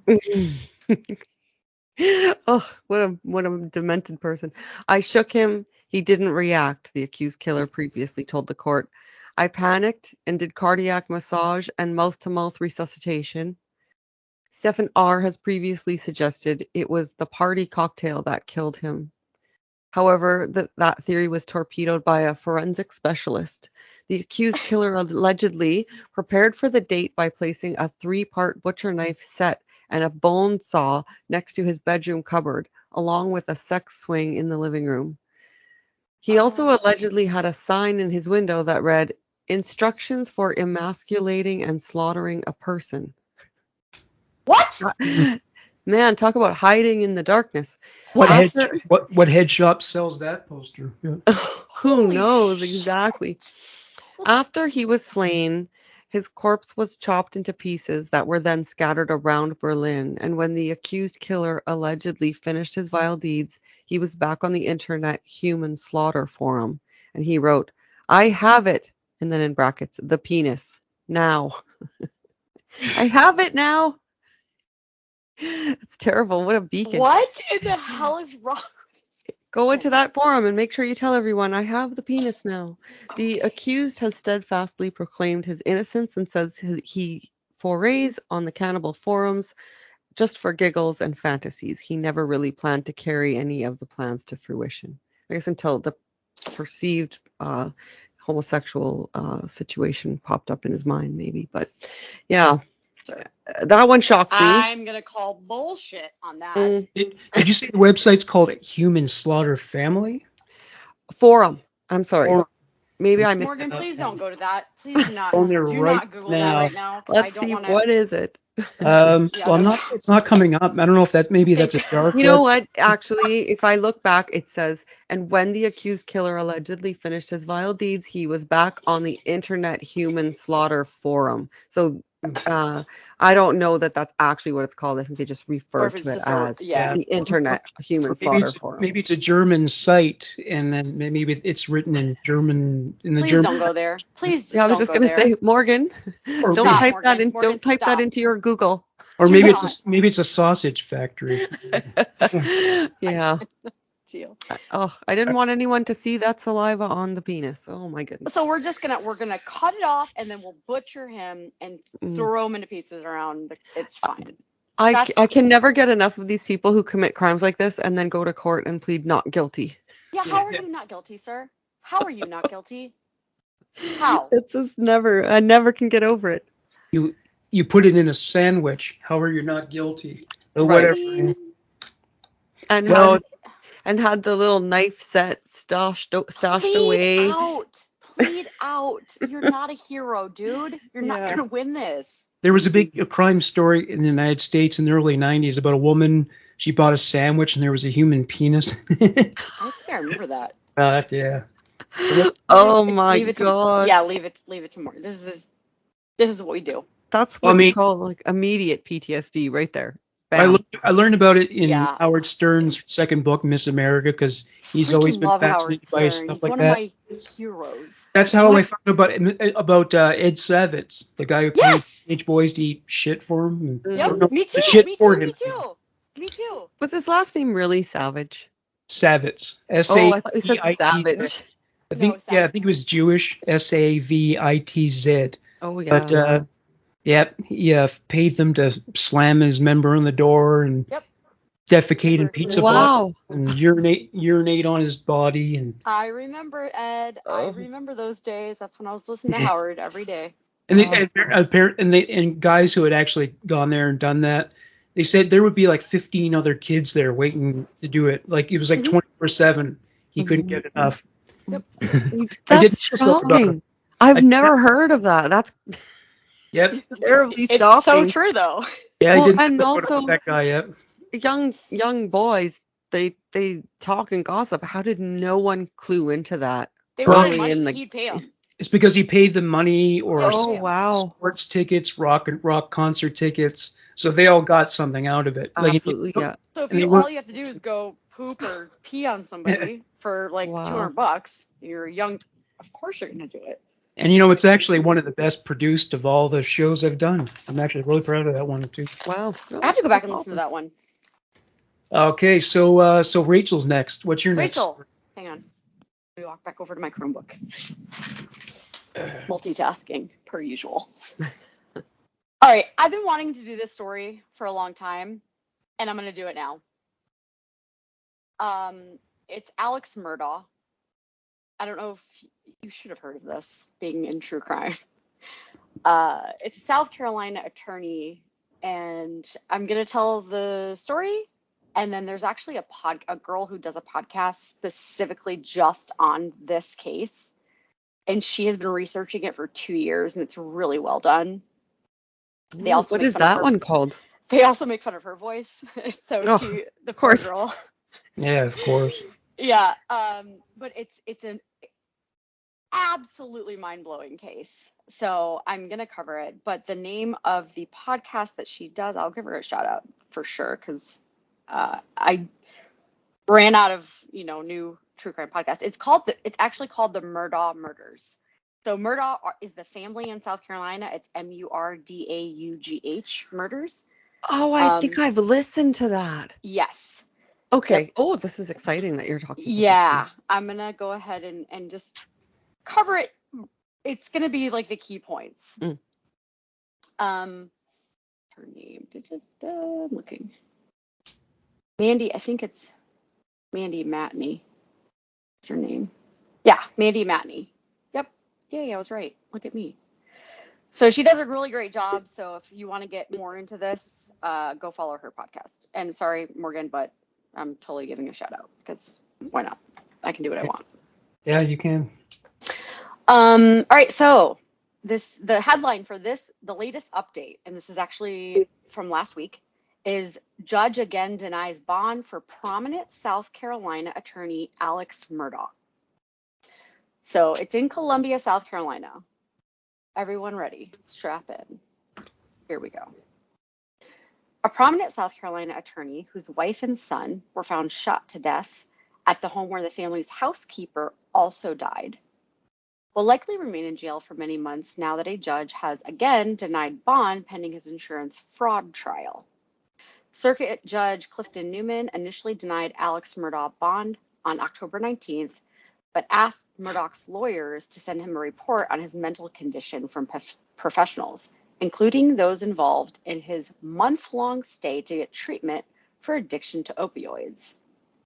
So I'll go ahead and say that he did that as a ploy, in my opinion, in my Papo opinion, because he knew he was getting into hot water.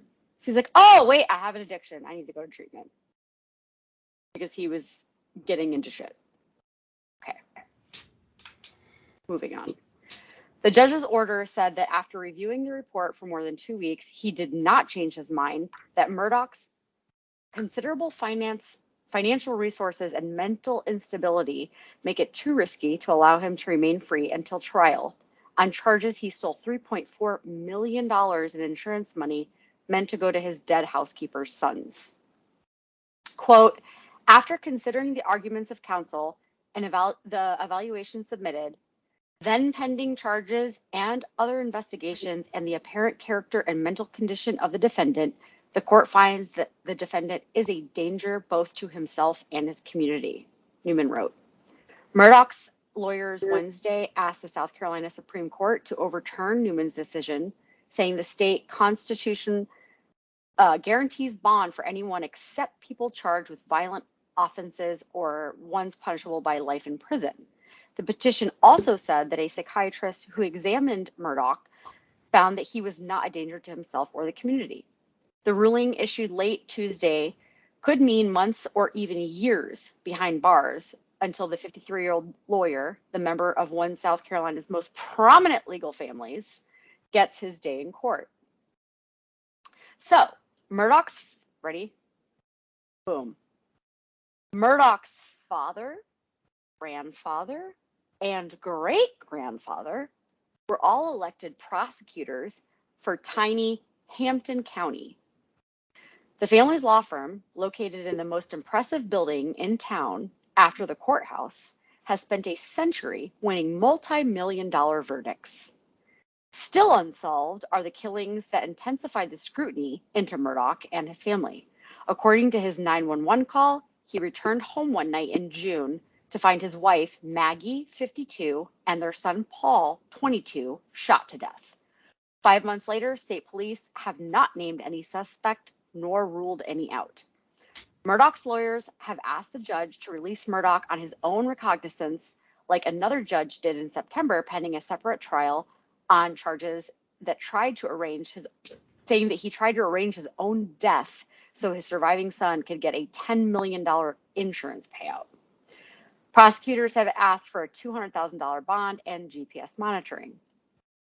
The fraud charges keeping Murdaugh in jail involved 2 insurance payments that were supposed to go to the sons of his longtime housekeeper, Gloria Satterfield, who died in 2018, a few weeks after falling at the family's home.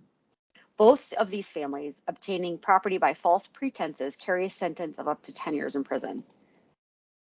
So Gloria Satterfield's case in and of itself is a huge deal, and I'm going off the script right now. This case is a roller coaster of a ride. It's crazy how much this family is corrupt in this town. So let's see.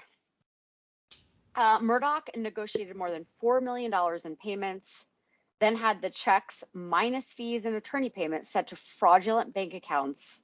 The investigator stated, quote, since the original bond hearing, Alex Murdaugh has taken financial actions which clearly show that he has no respect for the judicial process, legitimate creditors, and victims of this criminal activities, and that the ordinary rules do not apply to him. Attorneys Eric Bland and Ronnie Richter said. Murdaugh was arrested for the first time in September after making another 911 call. He initially told police someone shot him after he had a flat tire on a lonely road and the bullet grazed his head. He later told investigators Curtis Eddie Smith agreed to kill him with nothing offered in exchange, authorities said. Smith, meanwhile, said his friend Murdaugh called him for help without being specific on September 4th, and when he saw Murdaugh with the gun, he tried to grab it and then he fired. The family, okay, so after Murdaugh lost his finances last week after a judge in a wrongful death lawsuit ruled the attorney and his family appeared to be trying to hide millions of dollars that could be collected in legal actions. The judge tore up the power of attorney agreement, gave control of all the Murdaugh's money and legal affairs to his surviving son, Buster Murdaugh. The family of a 19-year-old girl who died in a boat crash in 2019 sued the Murdaugh family. Paul Murdaugh was facing charges of boating under the influence, causing death when he was shot to death. So Paul Murdaugh is his son. He was accused, and it's super, super shady when you get into the details of this case. There's 911 calls. These kids are all, there's voice footage of them calling right after this incident happened, of this girl who died in this boat crash and they couldn't find her and they were all freaking out, but it was very, very suspicious. And that's kind of what led to this roller coaster of a case. Wow, that's a lot of layers to that, eh? You have no idea. So Wow. real quick, so then to end it out, the independent lawyers monitoring Alex Murdaugh's affairs have already asked the court to stop any payment to Murdaugh's brother, who said he is owed $90,000 he loaned to help his brother make payroll and to go to rehab before his initial arrest, and to Murdaugh's former law firm, which said it loaned him $470,000 in 2021 before determining he was stealing money. Both lawsuits over the debts were filed after lawyers in the wrongful death suit asked for independent monitors. So I'm very into following this case. I hope you guys get excited about it too. Go listen, read up on it. It's freaking mind-blowing. Sounds like something you could base like a mini series on. Oh, 100%. That's This intense. podcaster does. It's only on this family, the Murdaugh family in South Carolina, who have ran this county for decades. Oh yeah, so They're they so deep yeah. into, political cover-up and wealth and what do you call the thing when you're in the family stuff? Nepotism? No? Nepotism. Thank you. Nepotism. Yes. It's just mind-blowing. Wow. And I cannot wait until he has his day in court. Damn. Yeah. So there's Alex Murdaugh. Wow. How many episodes does that woman? It's still current. So when there's latest stories, 17 episodes. Wow. Oh, I think when I started listening to it, there was only maybe 6 episodes. So Yeah. So I'm there's a way lot more behind. now. I'm Yeah. way behind. Go catch up. It's so good. Yeah. Wow. So She that's just put one out Wednesday.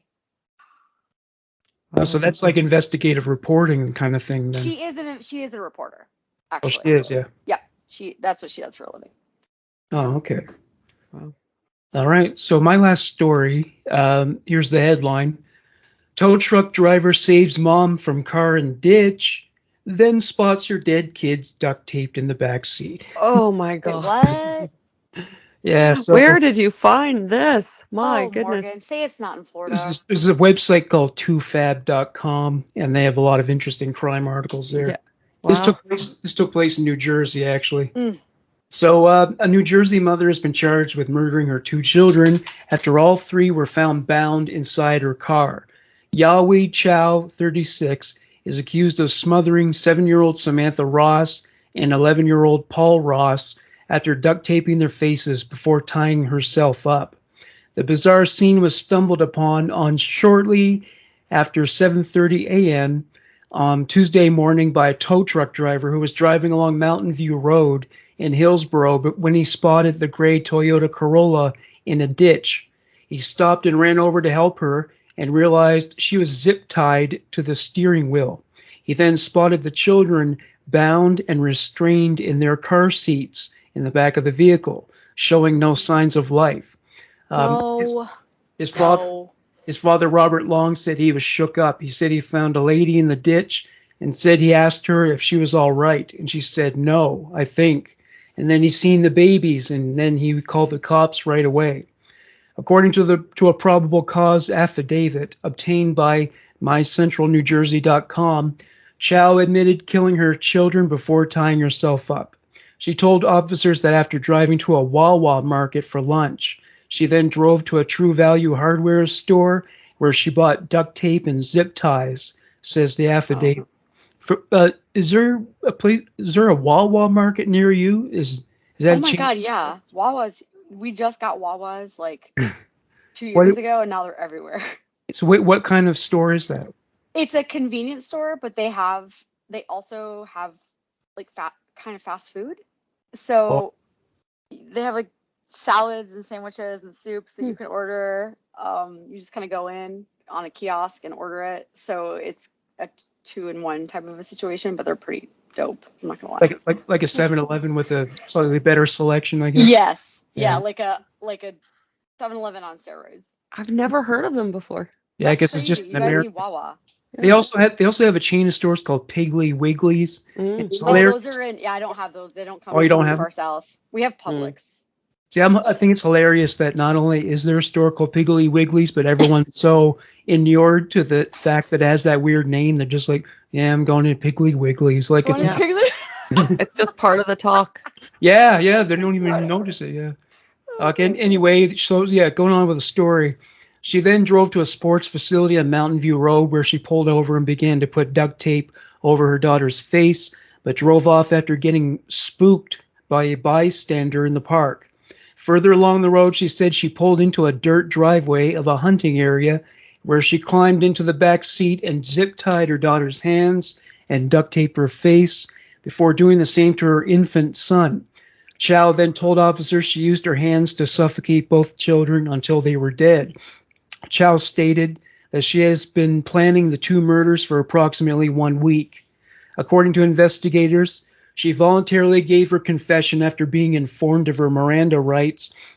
Long's son told another witness who had arrived on the scene to call 911. Officers said that when they arrived, Chow told them she had zip-tied herself to the steering wheel. Chow was arrested and taken for a medical evaluation. She has been charged with 2 counts of murder.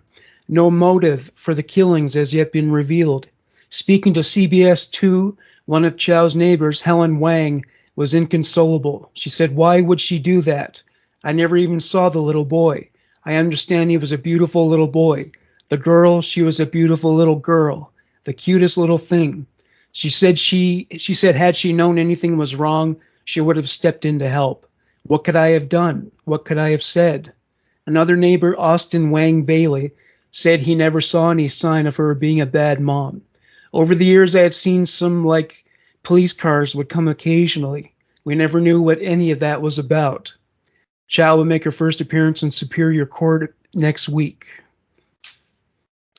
Well, the fact that there's been previous police spotted at that residence is immediately a red flag for me. Oh yeah. I'm interested to know what those calls were about. Yeah, I'm wondering. Well, I And guess also it can't what his be. death- I wonder if postpartum psychosis is a part of that story because one of the kids is really young, it's old, wasn't it? So That's what I was thinking as well. yeah, I mean, We can't- had a similar thing here. It was quite a few years ago, but it really surprised a lot of people where a mother was seen pushing a baby cart outside around her house going towards a lake, or might have been one of the rivers, sorry. And someone noticed that there was no baby in the cart. Oh my gosh. And they found her children in the bathtub. They had all been drowned. oh my god, And they figured that it was postpartum depression, and she had Oh, murdered her children, and then they found her body later in the river. And that's so sad. it kind of brought home to a lot of people how serious postpartum depression is and how important it is to not ignore those kind of things. So it ties right Yes. back around to what we were talking about earlier. But Yep. I think you could be PSA, right, if you Morgan. have depression past 2 weeks, please seek Mm, your doctor's help. absolutely. Yeah. So as part of that, 100%. condition, is it like the gravity of knowing all the responsibilities that have just come crashing down on you? Is I that think an it's overwhelming? I think it's just it's so much all at once. It's not only literally physical because you have a hormone dump. Mhm. It's also the overwhelming responsibility of human life Mm. Yeah, and yeah. lack of sleep and just pure survival. So any person who's even remotely mentally weak is, could be, at risk of breaking. It's pretty I've intense. yeah, I've heard. Sorry, I don't want to I've make it sound like it's not, like, it's super awesome as well. I don't want to say that it wasn't, but right. that initial moment where you're like, holy crap, why did they let me leave the hospital with this thing that I don't know. There's no handbook. Yeah. You just got to go on instinct. I remember people being really shocked by oh, what's her name again? She ended up getting really highly criticized in the media by Tom Cruise, but Brooke, Shields. yeah. Shields. Yeah, because she And took I the. remember her talking about having postpartum depression, and she was pretty candid about it. And I remember her saying she didn't know what was wrong with her, but she sometimes would look at her baby and think, "I want to throw you at the wall." Like, Yeah. and she'd say, "I was aware how horrifying it is, but I couldn't stop those kind of thoughts." So Hmm. she was taking medication, and I remember Tom Cruise was criticizing her for taking medication for that. Well, he's a Scientologist, so he can Yeah. suck a bag of crooked But I think it pieces. shocked a lot of people that someone with a little bit of public, notoriety would be so open about something that sounded so disturbing. And she said, the reason I'm telling people is because it can Awareness. happen to any person. You don't have to be a violent sicko. It's your hormones are just playing with you, and you got to get help. You have to get help. Absolutely. And yeah, so I always think of postpartum depression as nothing to play around with. It's really serious. Like you take it seriously. Yes, it is. And I'm glad we're talking about it, actually. Mm. So good PSA Yeah, tonight. we're We talking didn't the mean to. serious stuff today, aren't we? I like Right, it. yeah. No, seriously, Bonnie, you have to be on every show now. We can't get through a show without talking about dead children. No. Never. Thank you. Never. Literally not one. Yeah, I mean, in And fact, if my you get in next trouble for laughing about that, that we have to laugh through it because otherwise You you do. cry. That's right.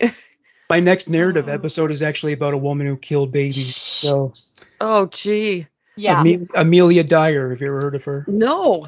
I can't stand him right now. Uh, You know what? He's like, Rachel, if you don't want to listen to the next episode, I understand. I'm like, well, I'm going to listen to it. That just gives me more fuel to listen to it. But I'm also going to cry and probably hate you. So I think she fine. killed so many that maybe it won't be enough you won't be able to focus on just one of them. So maybe Oh my it's God, sad. Morgan, really? I think she's gonna be sad anyway. Well, I think so. With her, it went beyond postpartum psychosis, way beyond that. So You Yeah. think? she was institutionalized. So Okay. Well, all right, so Bonnie's next, I think. Yeah. Okay. Well, I have a kind of what I would say could be potentially a good news story, a Hey. happier crime story. So we have speaking of like a journalist driven sort of a narrative podcast show, we have one that's made here in Canada by our CBC, and they've covered some pretty big stories that came out of Canada, like the Bruce MacArthur trial and Mhm. the Another Winnipegger. Gee, Winnipeg's just really on my mind today. But the Nygaard trial that is going on now, they kind of would have an investigative journalist that would go really deep into something, and they'd call it the Uncovered series. And they had one that a journalist from Nova Scotia was doing, and it was about a lady named Carrie Lowe, and she had been Oh, I know that assaulted. name. She had been assaulted, a serious assault. And so she was taking, I think, the RCMP and the local police to court for not taking a alleged, quote unquote, rape situation serious enough. And so just today, there was a report about an accused in a high profile Nova Scotia rape case found murdered.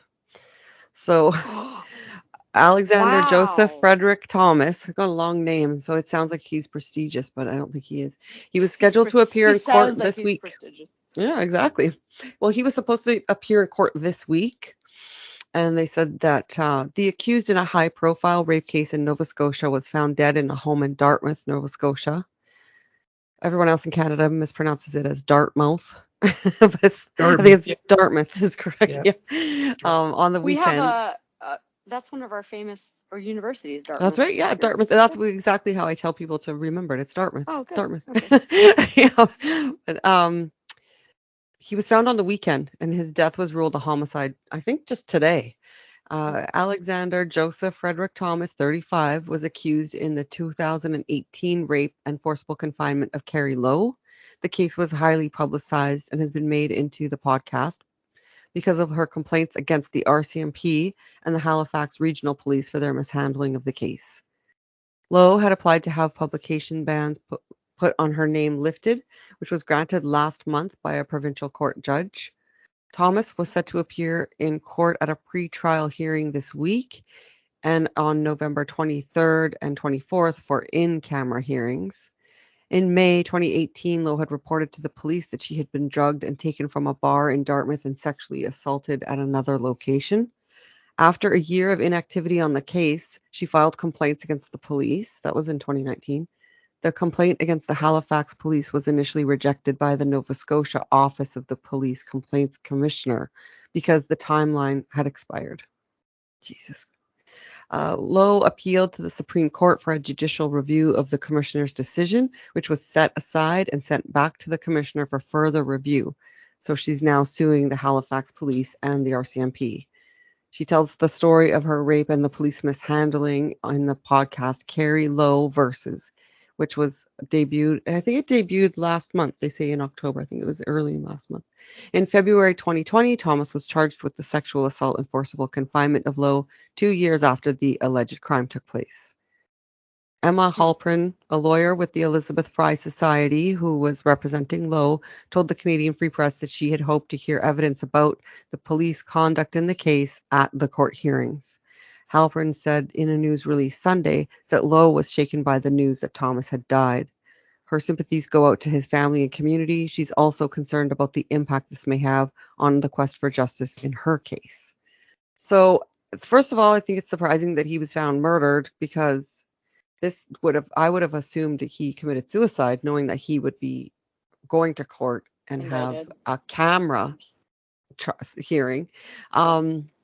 So I don't know if maybe it was a vigilante killing or something. I don't know. This is really recent, as in today. So, but yeah, when they find a accused in a high-profile rape case murdered in their own home, makes you wonder about vigilante behaviors, or maybe he paid someone to kill him. I have no idea.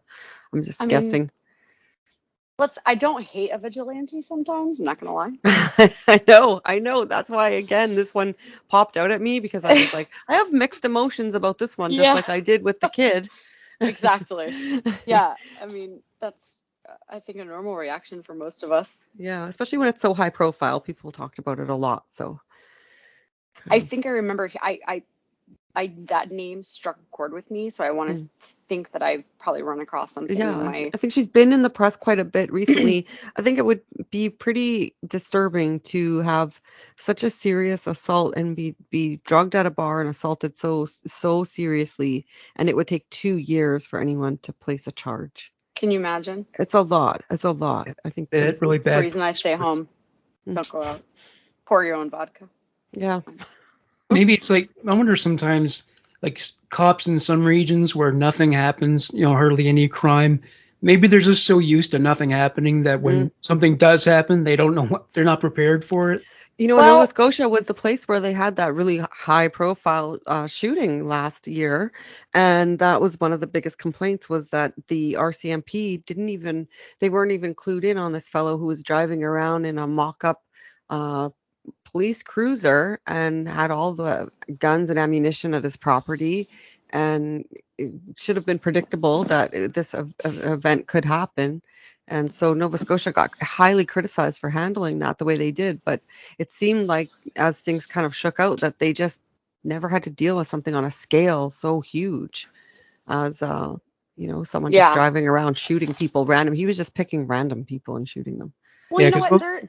There's an excuse for.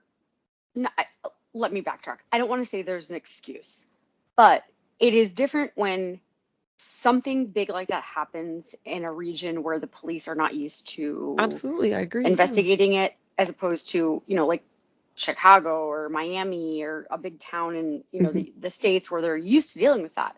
However, I'm just going to say a couple words. The West Memphis 3. Mm-hmm. Yeah. The worst fucking police work or lack thereof ever. Mm-hmm. Ever. It definitely happens. Absolutely. It happens all the time, unfortunately. Thankfully, there's good cops and good prosecutors and defense attorneys, and there are good, but there's also bad. Oh man, did you? I presume you've seen those documentaries, Paradise Lost. Oh, I have seen them. That opening shot of the three. Why? Why would they do that? That was so disturbing. Was that not the most appalling thing? Why? Yeah, talk about insensitivity to the victim. No that people. kidding. That is the most disturbing thing I was I've ever surprised that seen. they would show that. Yeah, like That bothered me. Yeah. That bothered me really. I've seen almost like borderline child pornography too. Absolutely agree. Well, and you don't realize what you're looking at right away, and so when you do realize what you're looking at, you really do feel more disturbed. But in a way, it's slightly brilliant because catches your attention. Yeah, the sort of depth of the depravity of the crime is right in your face. Well, they didn't want anyone to. They didn't want anyone to think that they didn't recognize how the parents were suffering and how horrific the crime itself was. Mm-hmm. So that's one of the worst. One of the worst cases I've ever heard in my entire life. Yeah, it is. It's really disturbing. It does rest with you. One of the most disturbing, infuriating cases ever. Yeah, that I've heard. It was one of the worst. Yeah, I agree. It's just. Ugh. Speaking of what's your last case? All right. So I was gonna do a different one, but I'm gonna go into the dustbin. We're gonna do that old story, and this is it was a prominent case back in the late 80s of a crazed killer who gunned down a bunch of school children. So while we're on it, and yeah, we have Bonnie here. I'm gonna go ahead and do the slaughter in Stockton. So if anybody is younger and doesn't know, I do remember this actually happening when I was reading through. I was like, wow, I do remember this. But it was back in... Bonnie's age shall remain a mystery. I won't inquire. I'm not shy to say I'm not 50 yet. Well, I suspected you're my generation. I just didn't want to make it something. Hey, I think we're all in the same decade, so we're good to go. go. There you go. Yeah. Yeah. We were the last good generation. Well, I can't say that I have kids. Yeah, you have to have some faith and some hopefulness. I do. My kids are pretty outstanding. But to bring you down. Okay. Sorry. Let me clear my throat. Recess was almost over at the Cleveland Elementary School in Stockton, California, around 11:45 a.m. on January 17, 1989. About 350 children from kindergarten to third grade were laughing, running, and playing in the schoolyard. No one noticed the young blonde stranger, Patrick Edward Purdy, aged 24, wearing camouflage fatigues and a flak jacket. He quietly parked a station wagon on the south side of the school, slipped onto the grounds through an unlocked chain link fence, and then walked to a patch of grass next to the building. Within minutes, the station wagon blew up with a force that shook houses. Then came the sound of rapid gunfire from an AK-47 style automatic rifle. One witness said she saw Purdy standing calmly with a blank expression. He held the weapon on his hip as he made broad sweeps, spraying bullets into the schoolyard. Children and teachers dashed for safety. Purdy's bullets caught 36 of them. All but one were aged between 6 and 9, and 5 children died. One teacher was wounded in the leg. The gunman stopped shooting for a few minutes. Then came one more shot and silence. A teacher hiding with his students in one of the classrooms looked outside and spotted Purdy lying on his back with a pistol on his chest and a bullet wound to his head. In 2 minutes, Purdy had gotten off 106 rounds. Fuck. Investigators examined the incinerated car and discovered that the killer had carefully orchestrated the explosion with a combination of fireworks sparklers that ignited gasoline-soaked rags. The flames, in turn, set off a pipe bomb and then a Molotov cocktail. No suicide note was left behind. An autopsy revealed that Purdy had no medical conditions, such as a brain tumor or recent intravenous drug use, that might have sparked the violence. But there were dozens of strange, disturbing clues that pointed to a motive for the madman's attack. Words on his clothing and the gun might have suggested some dangerous beliefs. On the gun, he had carved freedom, victory, Hezbollah. His flat jacket was adorned with the words PLO, Libya, and death to the great Satan. Some newspapers noted that he probably meant Satan. Possibly. Yeah. S-A-T-I-N, Satan. Okay. This is what Rachel refers to as a douche canoe. That's a douche. You might do it. That's her favorite, one of her favorite expressions. Yeah. Mhm. I like my sound effect. My douche. Wow, what a really disturbed human. Yeah. So what? This So- it's like a terrorism incident. Oh, that's so funny you say that, because literally my next paragraph, that's so fucking weird. God, Morgan, he really does read my mind. Racial hatred was high on the list of possible triggers, according to people who knew him. Family members and acquaintances said he often talked about how much he hated Arabs, Pakistanis, Indians, and, quote, boat people. The 5 dead children were from Cambodian and Vietnamese refugee families. About 70% of the 1,000 students at Cleveland Elementary were from Southeast Asia. He frequently expressed hatred toward immigrants from these regions, saying that the government programs gave them all the stuff, quote, without requiring them to work for it. He held coworkers that he resented competing with Southeast Asians for jobs, and he feared that communists were taking over the country. But as investigators delved more deeply into his early life, the notion that his rage was solely the result of bigotry started to fade. Quote, Mr. Purdy developed an early hatred for everybody, end quote. I'm sorry. For everybody. There you go. For everybody. An entire Literally lot of you. Oh my gosh.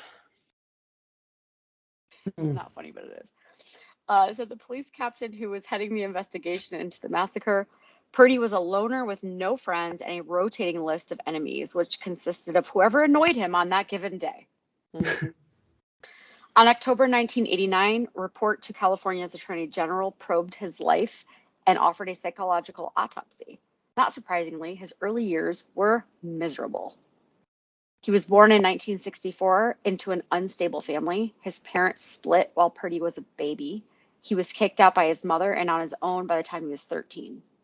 Petty crimes, alcoholism, drug abuse, and homelessness followed. Unable to hold a job, he sold himself on the streets. Over the years, he sometimes turned to mental health centers for help. He never followed through on any treatment plan, but the sessions gave therapists a glimpse into his troubled mind.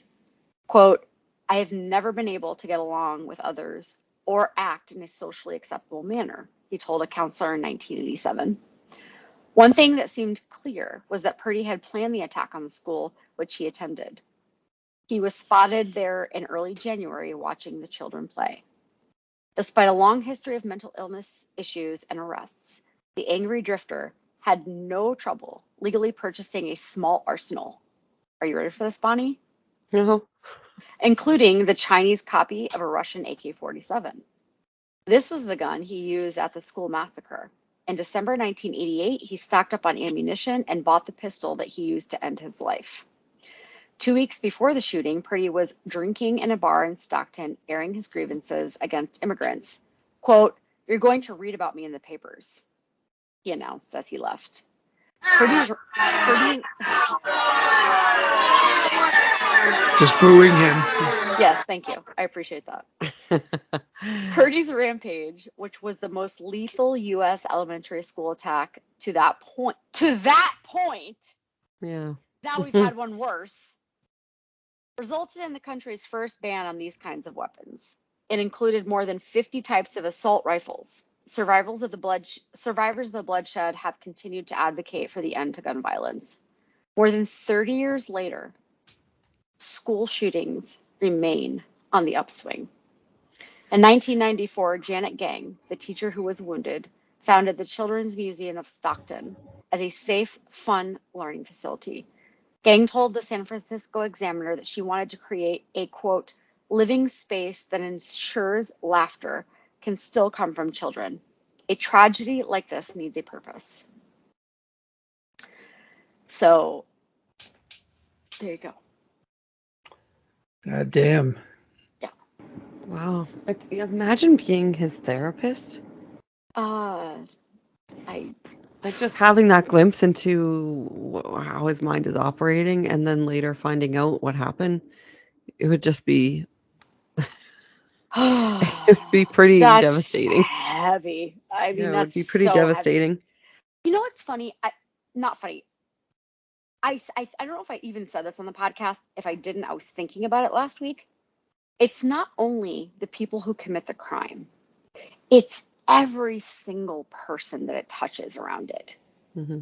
Not only the families of the victims, but I think I did say it because I was talking about the first murder I remember happening. I was a fourth grader in high school, or I'm sorry, in elementary school rather. And I will never forget this young girl who got murdered in our school. She was in 5th grade. And I'm like, what is murder? And it affected me. And I've never forgotten her face in that moment. So it's like, it's a ripple effect. Yeah. That just doesn't stop, you know? That is like really, Yeah. it's terrible. Terrible. But, so guns. USA. Right. It's funny because the trial that's going on right now that's so focused on guns. I think today I heard that the judge dropped the portion of his charges involved in him having that illegal weapon. That he wasn't legally supposed to have that weapon. Oh, And I thought, why would you drop that charge? I might not have that correct, but it was something about that in the news today that some of the charges relating to him having that gun when he wasn't supposed to were going to be set aside. probably And I semantics. thought, why would you do that? Yeah, yeah. But yeah, so this I think this case is real. It's a really big case. He's on. If you Google Patrick Edward Purdy, you're gonna see a lot of information. But this case, I believe, did start a lot of the legislation against the automatic guns Hmm. and Yeah. the legality around them. Yeah, pretty effective that was, right? Yeah, right. Yeah. People going into fucking restaurants with them, Yeah. Yeah. Pretty much. Pretty much. which I think half that happened in Florida. I think so. I remember seeing these people like they were gun activists just walking into public spaces armed with these machine guns. And Mhm. see, as a Canadian, I would see that. I'd be scared. I'd probably duck under the table or something. Yeah, I Yes, definitely wouldn't be God's cheering them normal, on. see the gator. I would Poor definitely guy. not be like cheering them on, like, yeah, right on, guys. Yeah, no, we're just fine. Hmm. It Well. is. Like, y'all pray for me. Well, I'm glad you shared that because the name was familiar to me, but I didn't put the information together. Yeah, And I know. so It's I an didn't older realize case. that was that case. So yeah, I'm Mhm. glad you talked about that. Yeah, babies, ages of 6 and 9. I told Yeah. Morgan, I still fear, even though we have. That's my douche canoe. Is that my douche canoe? Oh no, this is just gunshots. Yeah. Oh, gunshots. Thank you. Yes, give me PTSD. I need that. That's I it for probably am him. outside right now if I walk out. Bonnie, you should join us for our Papo video. Hell yeah. Oh, I don't even know what that is. So Why not? I yeah, know what that Professional is. amateur podcast opinion we panel. record it once a month for 3 hours. For you, it would start 11 p.m., but the rest of us would do it starting from midnight for 3 Oh, I hours, see. and we mostly just talk about pop culture, but other things too. But Oh, wow. if you'd like But to we're join on Saturday camera. night, yeah, So you got to be, that and for we're all that you very got to be on embarrassing. camera. Yeah. Mostly me. Okay, I'm a notorious sleepwalker. So normally I always try to be in bed at the same time, right around this time actually.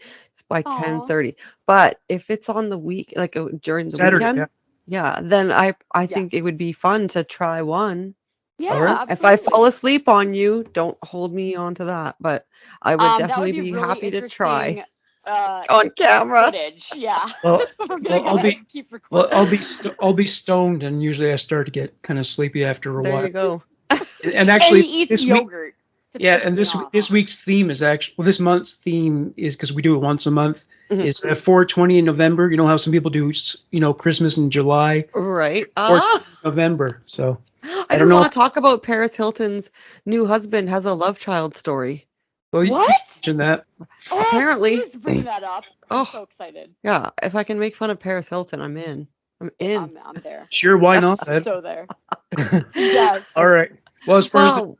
as the true crime news goes, thank you very much, Bonnie Lee, for doing the Oh, show. thank you for having me. I'm really glad that you extended an invite after I wasn't able to make it last week. So thank you very much. Oh, you were great, and thank you to Rachel again. Mhm. And Yes, and Bonnie, you've been amazing. And actually, last week was a horrible week, so it worked Yeah. out well it was because Oh, a time. we were yeah. in the universe was just kind of off.